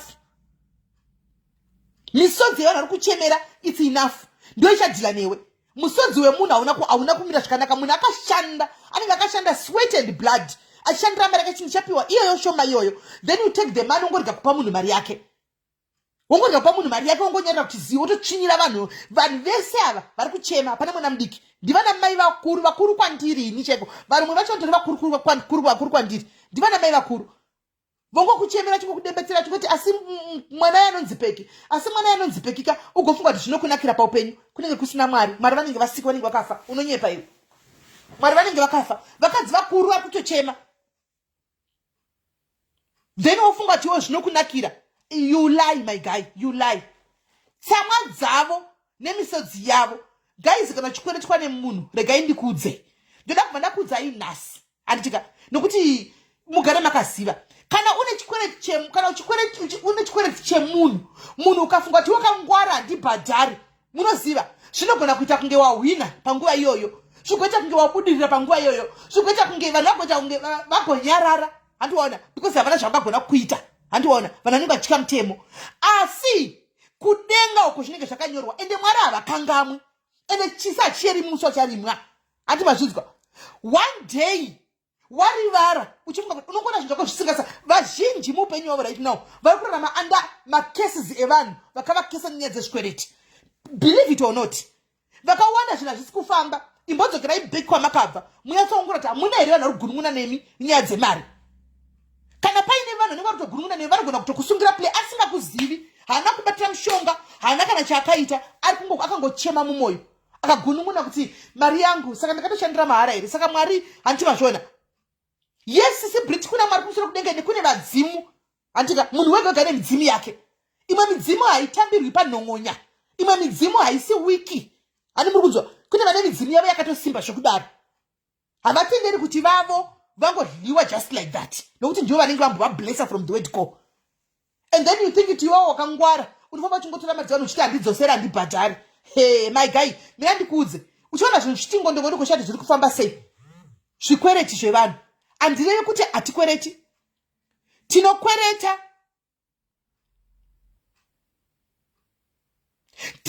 vanhu tese but tinobhadhara vanhu mari dzavo kana ndisina nditomudza shama ndisadaiwana mari yako but ndinotokupa handisati ndaiwana mari yako sha but ndinotokupa zviri nani pana kuvhairira munhu andivo yavonoka dhore pabedroom pangu havagoririrova ndakagara zvangu muno vachinishia vatanoka ndiri kubuda ndoita 2 hours munei chinoshamsira bedroom nepekuti ndinogara 2 hours ndiri mubedroom mumu chinoka ari padho apa what is so special about you chiri different kwauri nemusikana wako webasa mai vabvapa vachienda pachokuti unoita 2 hours uri mumba mako munhu anokubikira chii chinoshamsira pauri iwewe chii chaunofunga chinoshamsira iwewe do you know kuti matebhus anofuma akachinja musikana wako webasa unogona mushandira mangwana unoziya anogona kubatsira one day zvinhu zvakukaka iwe zvakukaka zvakusunga uchifunga kuti hana basa handi moreover asi anga asingori musikana chenje anga ari musikana webasa ari futi teacher kureva kuti munhu akadzidza saka why would you take somebody that low why would you look down upon somebody like that why I don't understand ndokunonzi kubatira chirungu pamusoro guys sebhasikiti kubatira chirungu pamusoro chaiko chaiko sebhasikiti guys because munhu akakura akabva kuvanhu anonyatsoziva anonamata mwari munoziva ka sometimes chizosvika pakuti vanhu they no longer want to attend machechika is because of you tinogara tichiti tichitaura zvinhu zvamwari izvi isu tinogara tichitaura zvinhu zvamwari izvi tichienda kumachechika we disappoint Christ because patinofamba we should represent the body of Christ but we are totally opposite tinotokundwa nevanhu vanoita zvichivanhu tinokundwa nevanhu vane bebuti ava nekuti vanhu vebuti ava nechivanhu kavane rudo ukatoenda kamuti handina mari yemagetsi anokupa mari yemagetsi mukristu akauya kwauri akati chakati hana tine utsinye vanhu vanozviti makristu tine utsinye chokwadi ngachitaurwe tine utsinye hunorwadza tine utsinye ati hamunoti tisina rudo makamboona zvidhakwa guys zvidhakwa senge zvekuzimbabwe hakuna mari yekuti vanotenga umwe neumwe koti rake kana kuti dhambi rake vanotenga skadi 1 votora ngikiri inonzi straw 1 vachimwa nestraw imomo vachichinjana miromo iyoyo inenge isina kukweshwa mazinemwe chii love ine zvidhakwa but isusu vakadzi tinotsikirirana but tinoita tichidedzera women empowerment that's what we do we come here and preach women empowerment but tinotsikirira vamwe vakadzi because ndo zvavari kuita peki vakadzi ava they cannot move zvino vakasara muchikwereti haana kubhadhira masalaries vakatopinda muchikwereti but she says I empower women ane function yakuti kwanzi agape ndikuina uyai ndikuempower vakadzi but vakadzi vakadzokera kumashure vari muzvikwereti nenyaya yekuti pavatopiwa mari yesalary tibhadhire marentals vakanorizana lendo kuti tichakupa mari yako hatina mari right now because bhekada kwapa mari dzavo. Saka ndiyo women empowerment here iyoyo, ndiyo women empowerment here yatinogara kuparidza. Women empowerment, women ndiyo women empowerment here. Ini guys, I am done nevanhu vangashuta nyaya dzewomen empowerment every day. Ndingati muongorore vanhu utsinye watinawo, utsinye watinawo. Dai muchimbomira kushandisa zvemastana agapa kana maguta tuntu kwenyutu ingoita function isina star mwari mukati. Usada kuvhara vanhu uchiwanda behind master ebible, uchiwanda behind the bible. Iwe uchiziva kuti utori muroyi anofamba masikati, uchiziva kuti utori munhu akaipa. Iwe pachako utori munhu akaipa, unotsikirira vamwe. Wa uchitsikirira vamwe guys, nemachikisira ndachikwereti kukwereta munhu 50 rand chaiyo hauvati guys, hauvati nowakuti chiimagine munhu anenge maticha vanhu vangani vari kuchemana pekuyo peki your life will never be well. Kana mwari watinonamata waunonama vari kudaidzawo ivavo vari mwari vanonamata nevakadzi vese ava kava vese vakanywa mari dzavo it will never be well with you. We are putting a case here, it will never be well with you peki ipa vana vamari dzavo.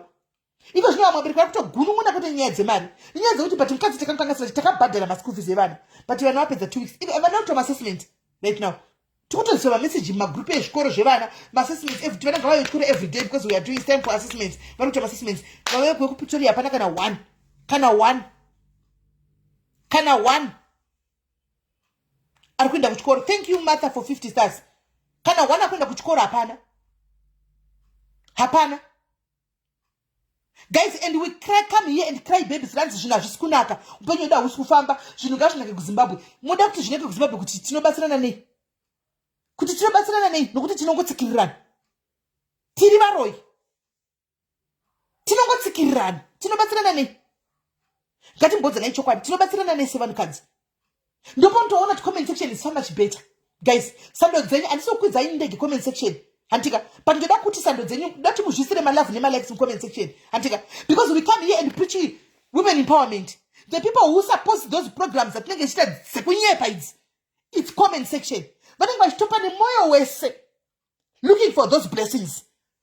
Anoona, nemoyo atobudisa nemoyo wese. Anenge achitopa hapi zvokunyepedzera nemoyo wese.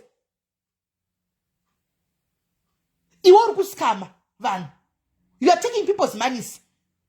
Ushianzi ndikuita ameno women empowerment and you are not empowering anyone because kuna vari kuchema. Kune vari kuchema and pamusoro pezvo she is arrogant guys. She is very kana arrogant and rude ka. Saka chiti utaipi kasanganikwa nayo ikai. Anorohwa. Uyu acharohwa. Mark my words. Very arrogant. Haugoni kuzvininipisa. Kuzvininipisa kune pundutso. Unozvininipisa kuti vediwe kuti ta group revanhu vese unokwereta vaticha kuti vatichazi ndozviziva kuti takaparidzana on a bad note. Ndinokukweretai. Ndine mari dzenyu. Ndandichikumbirawo kuti ndikwanise kukavha mbijana. Ndikupei pandakwanisa. Uchiva pambijana mwedzi wega kati 2000 mwedzi wega it's something. Chikoro chinonzi Purpose Finder Academy chandakapinda kumuswega musoroko. Aiwa Joy, moya problem yekuti ari kudhila nevanhu andizi achakuvara. South Africa ine chichitika chiti achangokuvara because anotora macheza vanhu vari desperate. Vari kunozati zvinhu zvakaoma kuno South Africa kuno. Nenyaya yekuti majority yevanhu vakaramba kurunyuigwa mapermits. Handi saka vanhu vanenge vachikuti basa rauya iroro zviripo zvinda kutongoshanda ndikwanisa kuunganidza mari yangu ndiende. Anoona? Unotora mari dzevanhu wodya and you think you are clever. Ini ndisandati ndikasangana nepeki ndoda kupa example. I will give you a very good example. Yemaoko chaiyo. Yemaoko uchifunga tichemberedza pera basa idzi guys tinokushanda my guy. Ini sani ndinonyatsa kushanda zvokuti murume wako anosvika shaya pekubata. Ndakushandira mari dzevanhu dzaunadzo idzi. Zvino zvokusara muchivhundusira pasocial media zvino zvokunyepa izvo. Ndakuti ndipe location. Buya kuPretoria undipe location ndokuvinga kuPretoria ikoko. Ndipe location uri muPretoria. Uona kuti handikusviki here. Uona kuti handisviki here. Kwete zvokusara uchingowa wata ndipe location yako. Handiri pa live here peki. Hatisi kuvhundusirana kapana pa my guy. Tikuudzana reality. Ipa vanhu mari dzavo. Vana vagara kumba havasi kuenda kuchikoro. Mari inorwadza kushanda guys. Mai havaimuka makuseni voklina imba yapeki. Vapedza kuklina imba yapeki vogeza. Voenda kuchikoro kunodzidzisa. Vodzoka manheru voya vogadzika usavo kubikira sapa kupeki. Vobikira mhuri yapeki vopedza kusuka ndiro. Voenda kunosorora. Kana tova kunanoma mabhuku evana. Vachiti ndikushanda kadouble job. Wovanyima mari yavo for that matter. Guys kana nemi pakadaro unotsiropafadza runobvepi. Makomborero anobvepi. makombererano bvepi pakadari nyatsofungai munhu mukuru watotwane zvake pamusoro pezvotora zvinhu zvamai ava ugova vanhu kuda kunzi uri munhu akanaka ndo zvatinoita mahypocrites unenge uchida kunzi wakanaka kunze uko kuda kunzi wakanaka kuvanhu kunze uko but une vanhu vanenge vachichema uchi and you cannot be humble. You can't be humble for that matter. You can't be humble.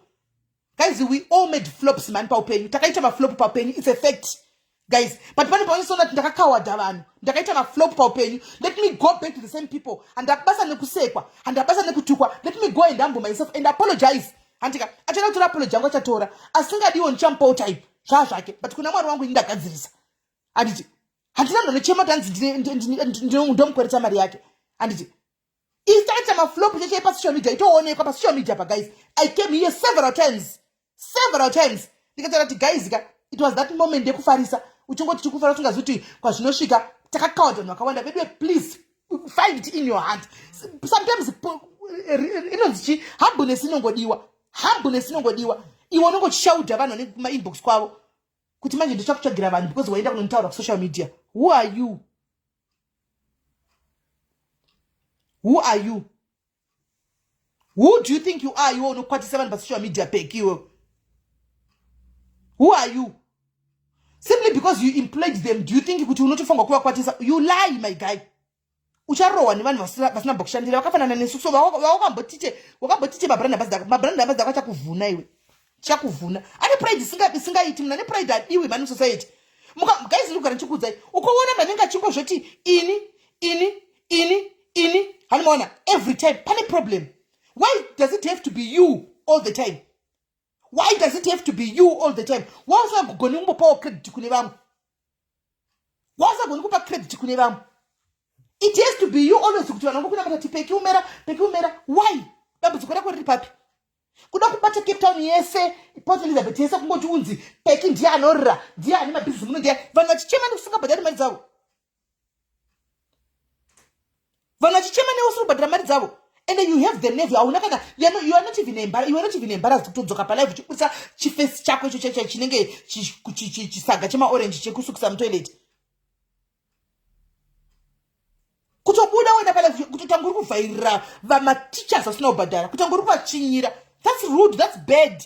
Guys, they don't really pay. I was not going to do my live because kuvan vaya kweleta vanu feel say. Van vaya kweleta vanu feel say. Guys, let's be honest. Vanu feel say. Vachimona chi varuchema ari kubuda chiti chikora changu kunge taura sikovanhu vaive pamavidhiyo ekune pawo masivandau. That's pride. You humble yourself. Humbleness inongodiwa. Manje she is doing pride on people's money. Ushu kambao ari kuita pride nyemari dzevanhu kutouya yai kutopisa joy. Kune chikoro changa achira na Pretoria ne she never paid my teachers ari kuchema and she just vakangovingwa vatoenda kubasa as usual vangovingwa nemari dzebuilding kanzimi muri kukweleta 100 and something thousand vara chikoro izvo zvibudai vana vari kudzimba izvo as we speak vane ma 2 weeks vari kumba iye akabhatisa akaenda kuCape Town maticha yakasara nevana vave kudzimba mari akatora maticha anobhadhara Cape Town send a message kune mnangari principal wecho Cape Town hanzi can you please take over chikoro for now and pretend as if I don't exist kuda kushandisa vapfupi nekureba kuti vagadzise chikoro vakana vane mari vaclear 100,000 chikoro choramba chioperator ozodzoka ndisitenge shana ndirake ozodzoka kuclaim ati ndadzoka kuchikoro kwangu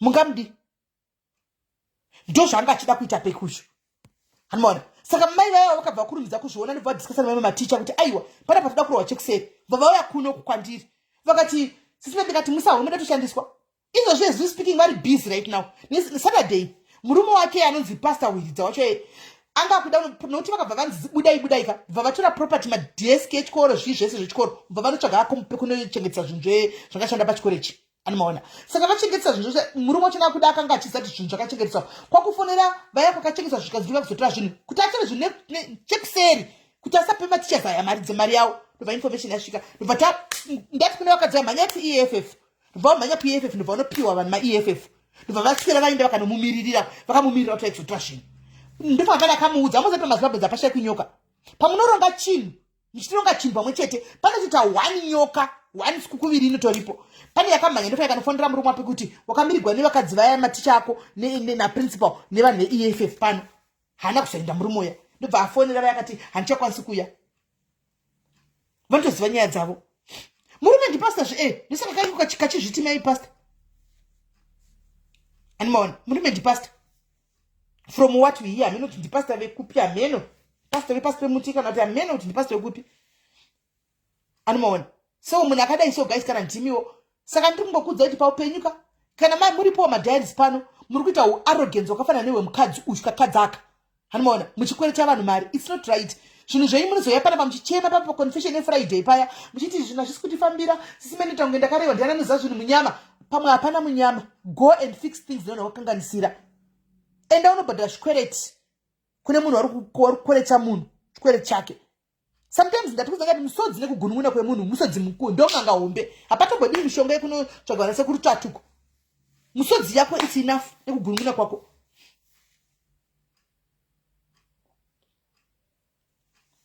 Peki asati apedza newe ndakakudza kuti ndichakuvinga palive pane ndangofunga handiwo kuti you don't explain to yourself to people but you were on social media trying to market and explain about the school to people on social media. So you are very dumb and stupid. You don't know what you're saying. Ina nditukane nevanhu Peki but ndikutokunzwira shungu ndikutokufira neshungu because uri arrogant. Nevangori padhuze chako chaka itakutaura zvimwe izvozvi. Itakutaura zvimwe. Because uri arrogant andimbotukane nevanhu andimbonesane nevanhu but ndinobatikana nezvaunoitira vanhu. Haufungiri vanhu vesava. Kana usagona kugwadziwa nesisheni yomwe munhu isingakurwadzi sisheni yomwe munhu aikurwadzi unongori munhu akaita sei? Uri munhu akaita sei? Hashamisi zvikudzoku uchibatsira vanhu uchidonata uchibatsira kudzoku but vako vari kuchema pashamisi kazhinji kacho ndozvinoita mahypocrites. Mina ndikudze chokwadi guys ndozvinoita mahypocrites kunze kwaninga chimizika chibatsira vanhu kukawo asi kune vanhu vari kuchema vari mudhuze vari kuchema nezita rake vari kuchema nezita rake. Zvakaoma guys. Peki ndichamudzokera guys. Ndichamudzokera vabereki vekupretoria how far madii nhasi because vari busy kutsvaga nzvimbo yekuti varente havo vacontribute mari vakwanise kuvhura chikoro kuti vana vasasarire vari kumba. How far now? Tibatei mutipewo maupdates kuti nhasi madii pane kwamabudikita right here kana kuti tionesane. Peki you get what's coming to you. Ende ini ndasendapedza newe ndichadhila newe ndikangokuona uchita live chete pasocial media ini ndikudzoka nelive yangu ndikangokuona uchita chingomaketa chikoro chako ichi ini ndikudzoka pano. And my diaries now people they now know kuti chikoro chako ichi irubbish you are tsotsi scammer. So uchingotaugwa chete chero ndisati ndavepo ini ndazouya chaguma kutopedza live yenyu but ndandisiri pafoni asina ndichingotegwa ndinowana vapedza newe ndichakulenda wapedzwa newe because hakuna munhu angasapota zvinhu zvakadai. Mari inogwadza senge timu riri muSA vanonyazoziva kugodza kwemari because iko zvino mai takunzi sva dzokerai kumusha kwenyu kwamakabva takudzingwa. And guys munozati patakanzi hatichadi mapinzi acharenew munozati no one was expecting that. Munozviziva hakuna munhu akakaexpecta munozati vanhu vanga vave too reluctant 10 years vanhu vachipiwa mapermits. Guys vanhu vanga vave reluctant vachiti no tinotopiwa mapepa this time tatopiwa zvakamboitika kudhara zvaitika kudhara kuti mukagara nguva yakareba so mukaita ma5 years vanhu vaibva vapiwa vachi permanent residence. But now vanhu chisina kunge taona ndechekuti mazeti EP anga ari mamessy permits hanimaona ekuti pavafungira kuti haticharenew it's not hazvina kuti chi ndosaka vanhu havana kunzwisisa chinonzi ZEP ndosaka vanhu vakamanya notora government yemuno vakaisa koti government yemuno mekatita mapenzi vanhu kuZimbabwe kuti motengesa koti nemapermit takakukudziraiwo dzisi kuti come and work muwanewo mari musekulete mari kumusha kwenyu makutotisungisa for that matter manje for that muchadzokera musha kwenyu hanimaona. Saka vanhu vari kuita zvinezvi vanhu vari kushanda netarget. Munhu anenge achingotero basa rauya kuita kuti chinenge chadai anenge akasungirira kamba rake pasaidi kana chikanzi chabhenda anoenda kumbane something iwe ndopa kuramba nemari dzevanhu ipa vanhu mari dzavo. Musi uchavhura chikoro chekuputira kuti tikanzwa kuti vanhu vadzokera kuchikoro 1 maticha ndiri kuziva inini so far auri kukwereta akauya kwandiri anokwana kuita 3 ndikanzwa kuti mari dzavo wavapa ndonyarara guys ndikaramba nokutora inenge yapesinawo kai inenge yacho yepesina because vanhu vandiri kurwira vanenge vawana mari dzavo vana vanenge vadzokera kuchikoro ndinenge ndichataura chipa musi papeki ndinotozomirirawo kuzowawo zvimwe zvichauya pamberi apa but right now I am fighting war yevana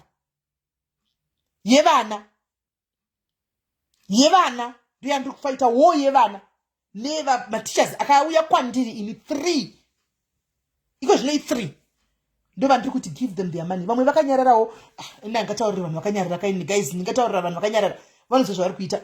Indi kutaurira vakauyawo kuno kwakati social media ndo patasvika mari dzedu hatina pekutangira, ndo vandiri kutaurira ivavo vape mari dzavo. Give them their money, give them their money. Right guys, ndakuinda ndiri kumbofona makosi kwapresident uko anomukuziva nyaya iya ndandambopuwa timetable sandambopama 3 zangu vai 3 ndambodzokorodza kufona tonoti tingazifambisa sei. Anomaona mukudziziva kadzimwe nyaya dzedze. Aiwa Linz chichandikwa hana mhosva, leave chichandikwa out of this, chichandikwa hana kana mhosva, chichandikwa hana kana mhosva, hana kana mhosva chichandikwa ari kutsvaga mari ari pabasa isocialite handitika adedzwa chichandikwa asi brand ambassador wechikoro chachiya. He is not a brand ambassador. Angonzi uya undi advertise chikoro haneni zvakawanda kana advertise. Tora mari chichandikwa upame kudzokera futi upuwe mari yako. Iwo chitora mari ichifamba naye kuno, iwo chinoita basa rako ichifamba naye kuno. Yes, nokuti ndichafamba naye kusvikira especially kana chikoro kana kuchita kunana October November ndichanisa mutsika zvokutora reposi ndivabereki ndopafanira kutora matransfer letter ndopane ndakatsika chepakati kunana October November ko anotagadzisa guys nokuti ndivabereki noenda kuda kuti vachibvisa vana vachitsvaga nzvimbo next year. Saka ndichanyatsotsika chepakati, kutotsika chepakati cheko kutsika accelerator. Anomaona Chichandikwa hana mhosva guys, leave Chichandikwa out of this. Chichandikwa is just doing his job. Isocialite zvakafanana neni nhasi ndikaziuya ushande uite marketing apa ini ndongoziva tinongoti madhairis ndikunani pakati ini mentoza nyaya iripo ngakustopai kuti tuke munhu inde chingotaura kuti guys ava vati vari kutengesa zvakazidai zvikazidai vari kutengesa zvakadai muzotenga vasikana mazviwa imi munenge muri mukommensi chemutaura kuti ipavha hatitengi asi ndichitotengesa ini mari yangu ndichipuwa period. Hanimaona inini you stand just kasika ndisina kuchimwa orga kutora mari ari pabasa musiye ashande. Socialite ndo panowana mari papo pama adverts murege ashande. Hanimaona saka guys andigumbura stereki peki kutoita chilive ndafila kuti ari kuchinyira vabereki vevana ava nematicha aya ndicho ndafila musanda wahasha so ndawahasha saka vabereki vane vana vari kumba chiona live iyi achibudisa vana vavo vari kuchikoro same uniform same everything vachimuona ivo vari kumutsvaga kuno Pretoria vari kufila sei andigwadza zvokuti idupeki ende andirwadza dei anga ari munhu anobvunza maadvice ka ingadei abvunza munhu ka dei asatobudikira zvake palive desatobudikira because vabereki shuwa vari kugwadziwa iwe kunotona continue kuti life yangu ndakatota move on ndeye kwenyu saka ndine kutamba Pretoria kukone vana venyu ndakatoenda mberi ndakatota move on. Come on guys, Linz is just that you are not in Africa, my sister. Linz say Harmony, you are not in Africa. The situation in Africa, as I'm telling you, is bad. It's bad. And one, the situation is bad in SA. As I said earlier on, right now, my sister, you may probably next month you won't be saying what you're saying right now. Because when I go social media, where we are heading, my sister, we don't know what is coming. Tingori skeptical. So ashamisini chitozotoka panoti vasikana madhairis ka ngatitei plan vamwe vaende kumba nokuti vakashikirwa vanhu muno muimuka Linz unozviziva vanopisa kana nemata ukaona washikirwa ukapiwa unonzuro wapasi unototsvaga plan yekuti urove pasi. Saka arega kutora mari chichandikoti panguva kwamaudai kuAfrica kwakaoma Linz haisi Europe inoi rega atore mari hana chakanganisa zvinhu zvinomira zvakanaka kuno kuAfrica. Let him take the money. Hana wabira angoita basa kuti marketa ini ndikagarira next side ende musafunga kuti chichandikusanika sina vanhu anenge achitomuudza kuti zvakati anenge achitori navo but unombotosiya pasi atomboita zvebasa rakupuwa mari. ngatigei kudzvanyirira masocialites asikana, ngatitegei kudzvanyirira masocialites. Ndopavanowanawo mari amuvabhadhari, ndopamunowanawo mari. Masters haana mari ndikudzei, masters haana kana mari. Musambozvozvuzei itwa yapuwa masters akawanda zita mari yakawanda hapana mari. Kuzoona munhu asvike $50 yekuwana $50 chaune masters aya muti munenge makanda 10,000 stars. Animozviziva 10,000 stars $50 $10,000 stars. Saka haana mari vangana nokanda masters every day. Saka murege ashandi. Let's be reasonable guys. Hanzi Juni tukwenda kumbere kana kuti Caroline andisivi my sister asasa ndawa shoko rekunzi taregerwa sandariwa chingori pancho kuti indogara nchoti kune vanhu ngatigare tiri careful chete. Let's just be careful. Even mukufamba, let's just be careful. Munoona makaiona zizokutola nezuro kuti pane musikana muZimbabwe dzakabatwa achitosama drugs. Makaiona episode nezuro. Musikana muZimbabwe ndova nokuti parira vamwe vaya anomukuona. Takati kufara zvakanaka tikati at least vanga vachingoti Zimbabwe vombozvinyarara nesombo tactic nema Nigeria zvakaita program iri kuexpose Nigeria kudai tiri safe. Takati safe zveshuwa. Boom nezuro. From nowhere mai mwana sisi kuZimbabwe vari kutengesa kubatwa nezizokutola vachitengesa drug. Unozva kuti unoperegwa kudai. Unoperegwa. Harimo musindikete kutengesa madrugs. Yakutobuda Zimbabwe. Kuti zvinja tu ini ndiri kupeji remapost uku ndikutokanda nyaya idzi guys kuti vanhu vaite careful. Anoona ndikutokanda nyaya idzi kuti vanhu muzive zviri kuitika zvitora nyaya idzi kuti muzive kuti vanhu havasi kutamba they mean business vari kutenderera kusachifamba chidai. Umwe ndo panenge achitoona akanga achitozoona nyaya idzi chikanda panapa obva ati hande zvavo izvo ndezvavo izvo. Tinodzura nyaya kune mamwe mapeji tichikanda kumapeji nemapost kuti muonewo mugare muri techiti mugare muri current zviri kuitika kuti kune zvima program zviri kuitwa zvinogona kungokuexposa. Anoona gara uri current, it doesn't hate just kungoona woziva kuti okay kune program iri kuita yezvema drugs ari kutsvagwa chididi. Antiona noti vanhu vai varishanda necommunity. Yes lizi avambofemberi vanatolani kuti kune munhu anotengesa madrugs kuPort Elizabeth kana kuti kuDurban pakati vanoudzwa necommunity.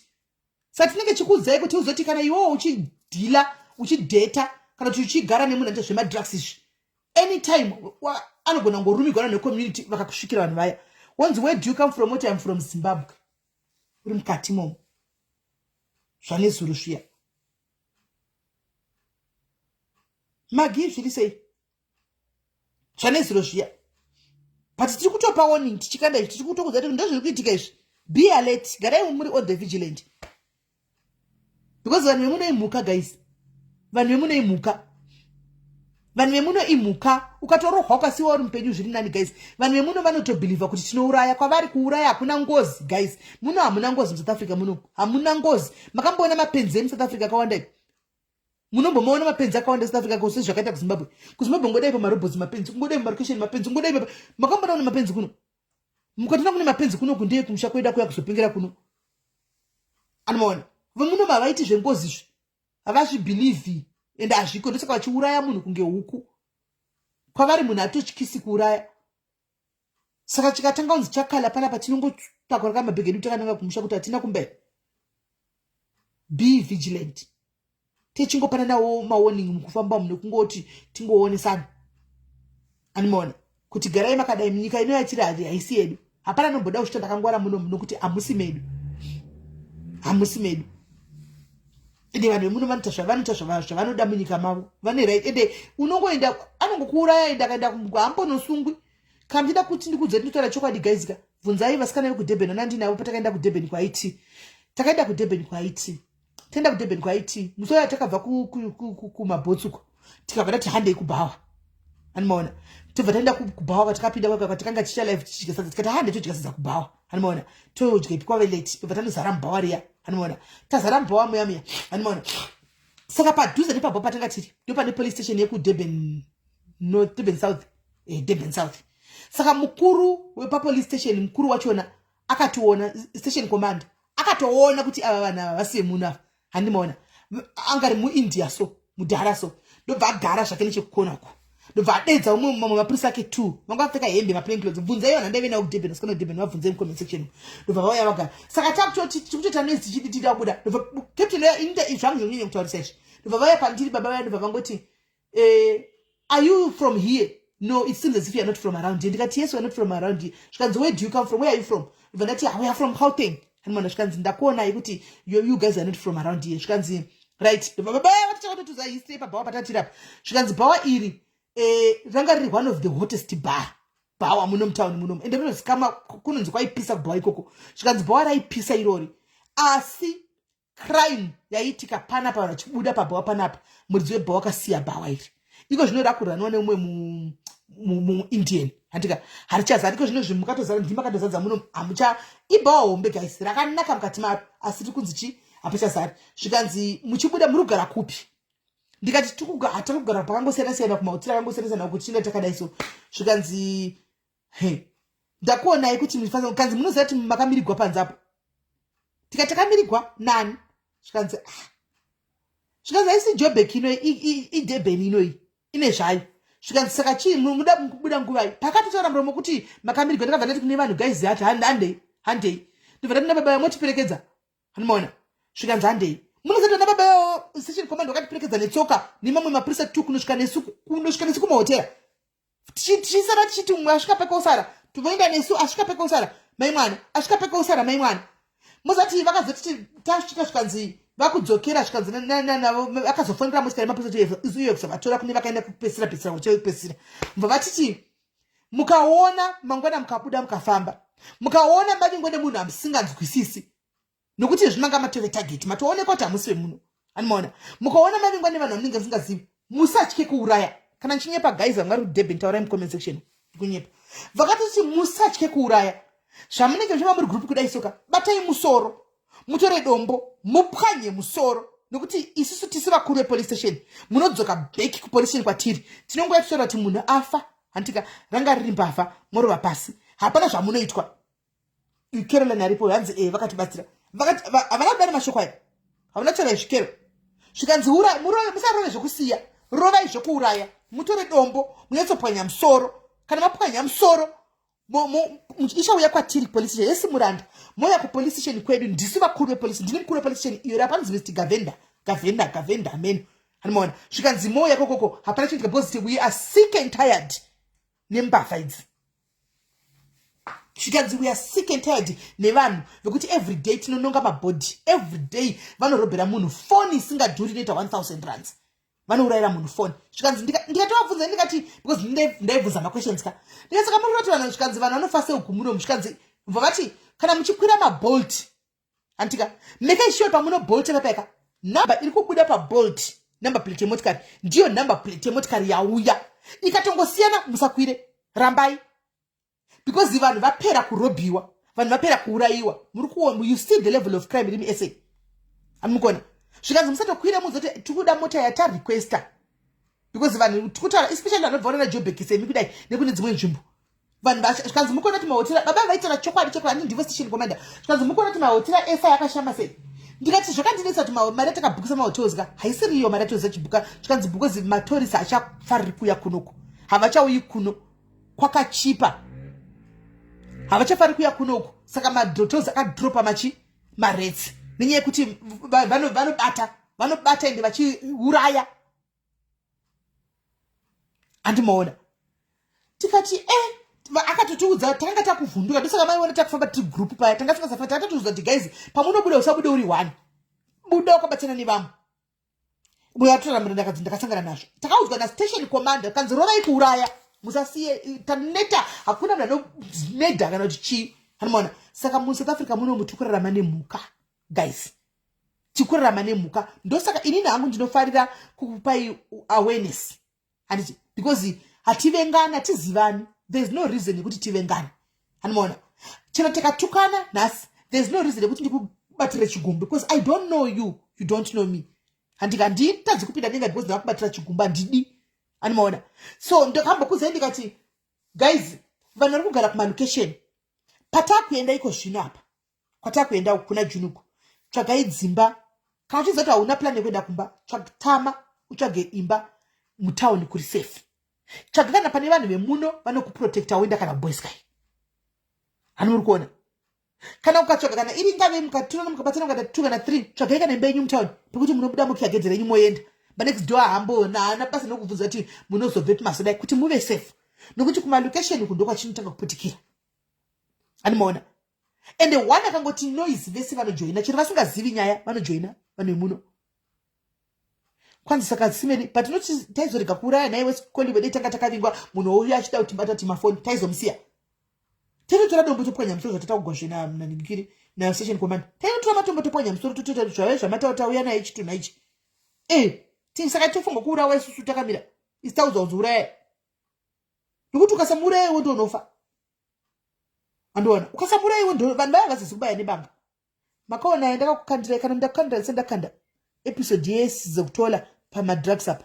Kune vaya vanofarira kuita zvemadrugs vachitamba-tamba kumadrugs. Makaona vakasvikirwa vakomana vaya mapanga akabuda mumabhurugwa. Mapanga akabuda mabhurugwa makamaona. Mazipanga kadai. Vakanzi mapanga ari kumadi mabullets makamaona akabatwa ari mumanagerizi. Futi hombe. Ndo vanhu vatiri kugara navo muno muSouth Africa guys. Hatisi safe. Kuchekagara muno mutichimuka makuseni tichiita zvatoita kucheketwa naMwari. Mwari chai. Mwari chai. Yanotichengeta. Because South Africa muno munogona kufira foni chimbudzi. Anenge asingazivi nechimbudzika. Anozozviona kuti kumunhu anga ane kafoni ke299 atokubaya nebanga. Mapara. Kwai sisi togara kumabond saka togara kumabond houses. Do you think kuti unoona zvinoitika my sister nezvokudai kana uchigara andika let's say uchigara paningikiri uchigara ndingati like ngatiti uri kugara muJoburg anditi uri kugara muJoburg uri kugara kuSoweto, what do you think will happen? Ndokunogara relax ikoko, ndokunogara team ready to rose. What do you expect it to happen?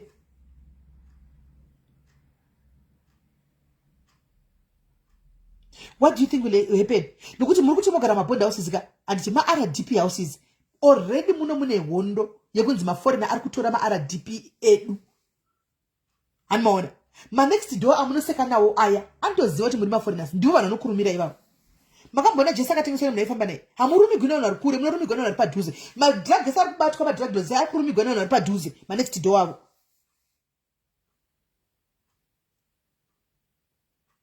Anomaona saka pindai zvitoro kana kuti mupinde kana muchienda kumaflats ka kuJoburg musaende kumaflats kuHillbrow because itori target. Maflats kuHillbrow Beria itarget iya neyovu because vari kuti maflats aya ndeedu akahijackwa nemaforeigners. Saka vari kuita program inonzi we are reclaiming back our flats.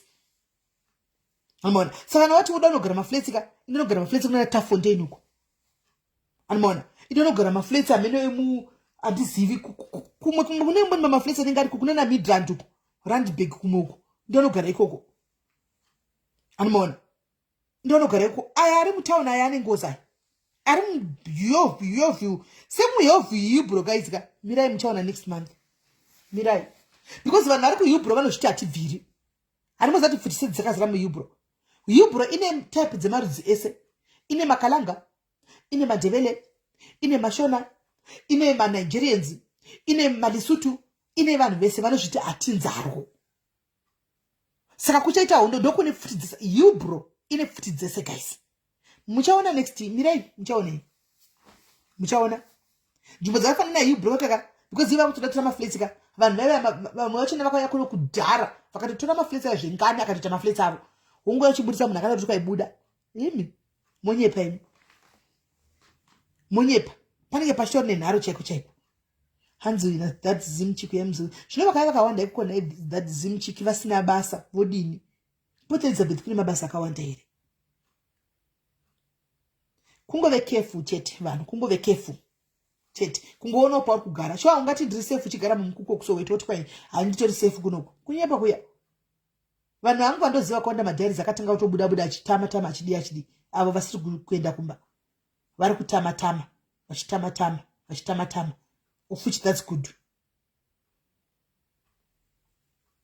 Hanzi hamusi kunyepa SIS MELLY takatonzi Juni muri kuenda landlord wenyu achakaura nenzara handimukona. Hanzi kuHillbrow vakatotanga handimukona zvandiri kutaura handimukona. Kesina muBeria tsvaga tiri kutaura wani maflats uda muBeria uenda unogara kuRandburg kumaflats uko kana kuMidrand uko.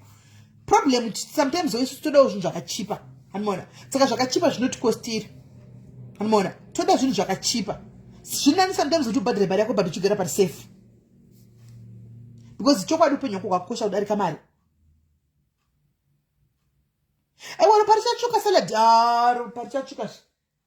ropa richatsvuka manigerians ane nharo kaya ende vanadzo futi manigerians ndo mamwe mathags achakonzesa kuti nesu tibatanidzirwa munyaya dzatisingazivi. Iwo manigerians nyaya tichabatanidzirwa munyaya dzatisingazivi nekuda kuti achakanga kuti afa yakodzi muri kutomaona kamaforeigners aya senge pane iri ride kubatwa uyu wokubatwa last week ndakaikanda video yake pana vanasa ndaikanda Nigerian anonzi ndi billionaire antazvemadrugs uyu anonzani Tibozi anonzani kuti TG anonzaniko uyu t-shirt yela anogara Zimbabwe noko akabuda ane zimba rake uko.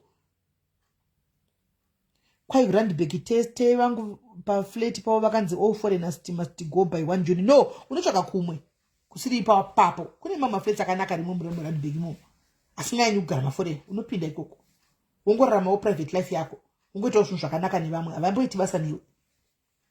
Kana pinda macomplex muri secured wogara mumacomplex, hamupindi pagedhe zvokumhanyaka.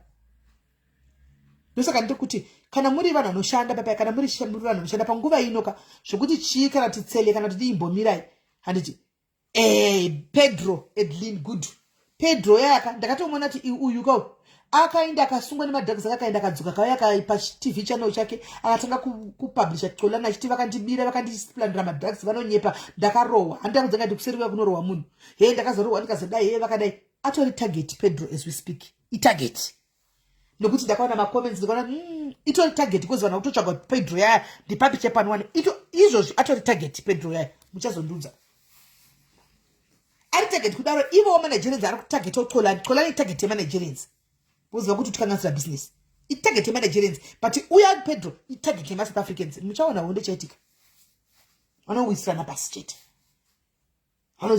chete hanzi kunoku vakaita meeting vakati hakuna kwamunoenda, maflats edu anozogarwa nani, so takangomira navo Cape Town kuDanone. Okay, Cape Town ndimwe yandoityawo inonzi nemakaradha anopisa musoro, hatizivi tichangoona. Hanzi here in Cape Town mukona zvatotanga here in Cape Town maagents edzimba vari kuti we want permits kuti tiende kumaflats, handi mari kuona asi vanoverify here mapermits aya naivimbai kana kuti mogona kugadzira mutosho yokuti munopinda maflats, vanoverify here maagents aya. Do they verify mapermits aya? Because unogona kugadzira mutosho wako woenda nawo unopinda flat. Vana murandakadzi uri kugara wega kumba kwako kwaunogara kwega kumaRDP houses, zvaunoita manje munenge muriga zvipamuromo vasikana motsvaga vamwe moita 3 andika motsvaga imba yenyu stand alone houses yenyu hadzimbonyanyi kudhura dzimba idzi. Muzati mukatsvaga stand alone houses yenyu kunenge kuri quiet kusiri kumadheudheu zvokudaro, kusiri kuma low density kuma middle density andika munoona imba yenyu yakamira mege kuti next door yayo yadhi imwe neimwe they mind their own business. Hapana ntomboita basa nemi kuti ndimi vana muti anezvei ingori sarimonani chidarikana moita 3 you take the full house andani ngati ma 3-4 bedroom motora full house mumwe nemwe bedroom yake mosangana mukitchen and dining, you share the rent mobadra marenyu mogara safe, mogara safe anmona mogara zviri safe. Muzvifungewo vasikana, muzvifungewo kune avo vari kuzvishandira vane nyikikiri vane zvinhu zvenyu zvamunenge muchi vane munokwanisa kutsvagana. Find a full house kunenge kwakati anmona find a full house kunenge kwakati motorana moita 3 monozati muri maforeigner monogara zvakanaka mokonana mumba menyu imomo muchigadzana mumba menyu imomo muchibhadhara rende yenyu kana kumaagents ikoko. Saka kune dzimba dzekuti manext door hatombomaindi hanei nemi.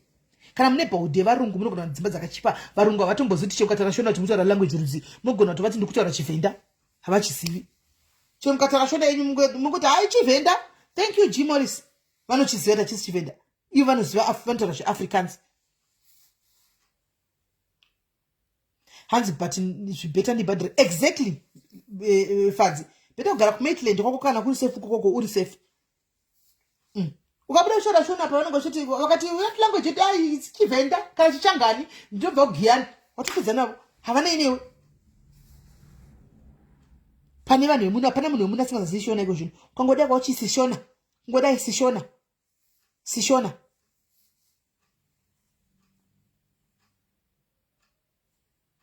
itai izvo guys. Ini kungokupaiwo sasisi venyu vakuru, itai imba iyoyo, batanai muite 3 tsvaga imba yenyu izvozvi, go and apply for June imba batanai muite 3 munotsvaga imba yenyu June musara zvitarisire pasi. Ndai ikoko kuma 7,000 ikoko munogara ikoko, indai ikoko. Hanzamin Claymont handizoziva hangu vana Claymont Danoni vachona nana Maitland kwachona Maitland ndokuziva handizoziva hangu kuti kune wafanyira kumira sei. Anmona saka guys, just be safe nokuti zvatotanga kona mutipata muchimbopinda isusu tiri mumagrupu emasouth Africa mesakutera hamuti wani kumagrupu emaZimbabwe zvekudaro tinotambira kumagrupu emasouth Africa tikuda kutoona ndokwatakajoina izvi ndokwatiri tetirimo tichida kutoona kuti vari kumboti kudii. Unotoona mumwe munhu achisaposte kuti kwanzi guys ziya kana nini ujuni sakafikile asi vakaudzwa kunzi end of June vakutoda kutoti musi wa 1 chaiko chichai harachita 1 June utonati vatotaura zvoda kuto insider violence iyo June asati atombosvika koko kakanzi 31 June vada kutanga iko zvino hamene kuti tichaona zvavanoti mabasa avatogwa nemafonasi kuti vachange vakudhiraivha zvimist d here vachizodhilivhera zvikafu zvedu iyo matsikwana aya kana kuti masula nokuti chandoziva mazulu vanhu vemuno masimbe havambogari pachimubhadhudhudu chacho vachinda kudhilivhera zvikafu zvevanhu havadi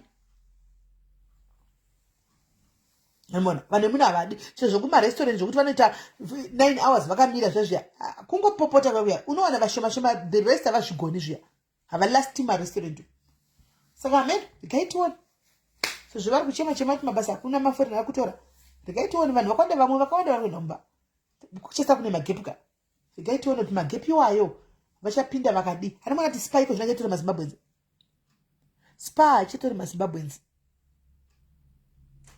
spa yaitora mazimbabwenzi wawana makazara iko zvino haichabati kubva vanga vaita target home affairs kungodai home affairs yasvika vonzi 100,000 fine kungodai 100,000 fine vakati ero iko zvino havachatori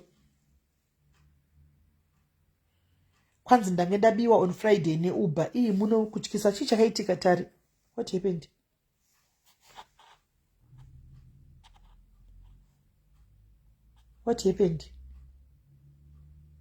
kwaitudziwe maseva gurupu isi tongokakatapinda isi mazita ini tongopinda ini ndikangona gurupu rinongoita ngoenda ndongosvika ndongojoinawo ndotogariramo ini ndongopinda mune magurupu ekusouth africa nekunigeria ndo wandongotambira masivano kumanigeria ndokunigeria ndokutoda techiwa makuwa ekumusha kwavo gist rekumusha kwavo plus manigerians ava tokomenda takasunungukawo kumanigerians kuno kumazimbabwe sesu kudai tine problem kungokomenda kudai komendi yako yatogwa yamanywa nayo yakutotrend haukutokomenti saka kumanigerian aiwa tinokomenda takasununguka chaizvo kuti komendi yako mukaitora munogoidi iyo iri kumanigerian anomaona saka totofila kuti tiri fresh kuti tu kumazambia manigerian uko magana uko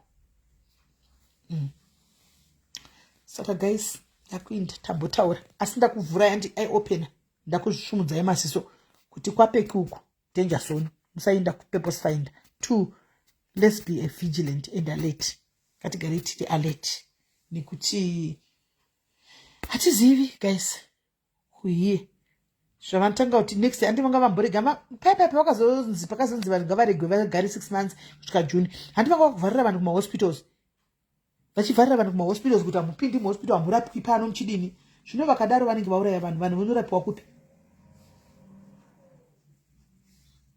vanhu vaenda kunorapiwa kupi enewo South Africa chedzangu venharo guys South Africa ndo nyika yaparara unoziva South Africa ndo nyika yaparara dzangu vehadzo naro vonai kuti rate vakomana nedollar riri pa19 maimwana pa19 maimwana kutumira $120 kuZimbabwe nasina achitumira mari kuZimbabwe natumira ikwana natumira anti kuti ndaimuisa mari kupepuko chinda kuZimbabwe $120 3000 chi no imi 2700 chakadaro hanzi moenda ku private doctors but mari ka Miriam mari hanzi nandiya good thank you dear kwa vane masters kandai mari Miriam ka vasesanoso for the private doctor inotanga kuti consultation 450 yati 450 yogona kunyorera mushonga ukupa zvimapirisi zvema oti chindaku ukuti uinde x-ray uinde chifuchi zvinhu zvaitwa free kuhospital chiimagina vave kuzvara vedu mazimba imbomira nyaya yekuzvara zvarai nyaya yekungoti gore mimba yasikanaka toziva kuti zvibereko ndezvenyu ende vana venyu ndevenyu but nyaya yekuzvara kuchipatara ukiko zvino mukuona kuti zvaoma munozvarirepi mama jaira kuti public hospital munozvara mahara handiti iko zvino munenge makuenda kuprivate maimwana kunozvara ku 40,000 kunozvara 40 kuti munozvara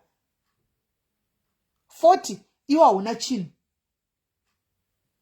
kwanzi sisi takapiwa tsamba kumagovernment school kunzi vana vauye nemapemiti ndaita mudumbu 40,000 rudo 40,000 kunozvara from 40 and above because ukono chichadzwa kubva kukotoni uya vachandisa unochadzwa glove ravachapfeka unochadzwa tsono yavachakusonesa kana dzikaita unochadzwa chimwe nechimwe saka nyaya yekungoita competition yekuzvara iyi mai mwana muchita mimba muri muno South Africa mine munomu unonamna nechimwana chimwe chakade kuita line ndezvana kudai kuno South Africa kunoku kwai vanozvarira mumba ameno tendai ipapo zvara mumba pakanaka hanzi mesi tatonzima unotoningirira wotoisa mapemiti acho munotoisa mapemiti. Was it free before? They would pay a certain amount, but it was not that high. Vaibhadhara but yanga iri isiri mari yakawanda, maybe 4,000 ameno, but yanga isiri mari yakawanda.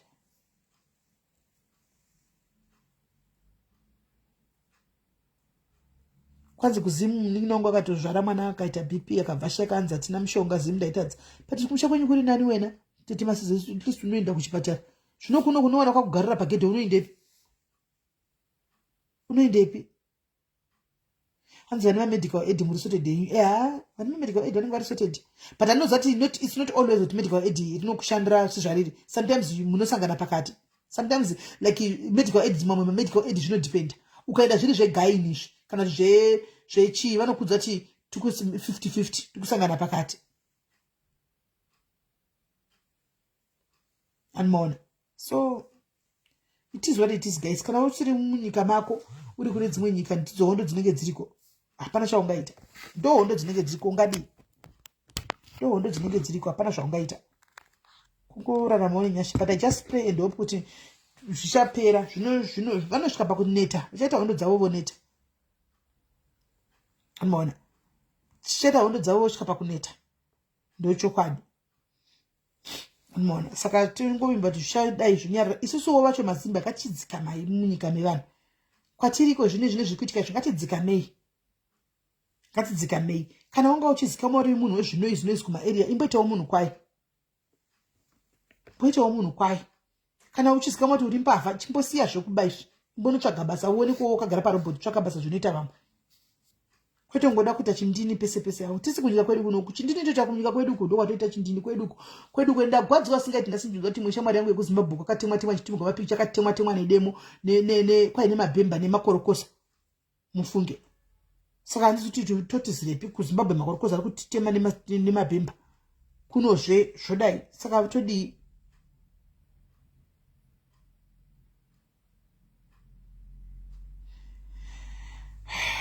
Lorraine, that one, it's a very difficult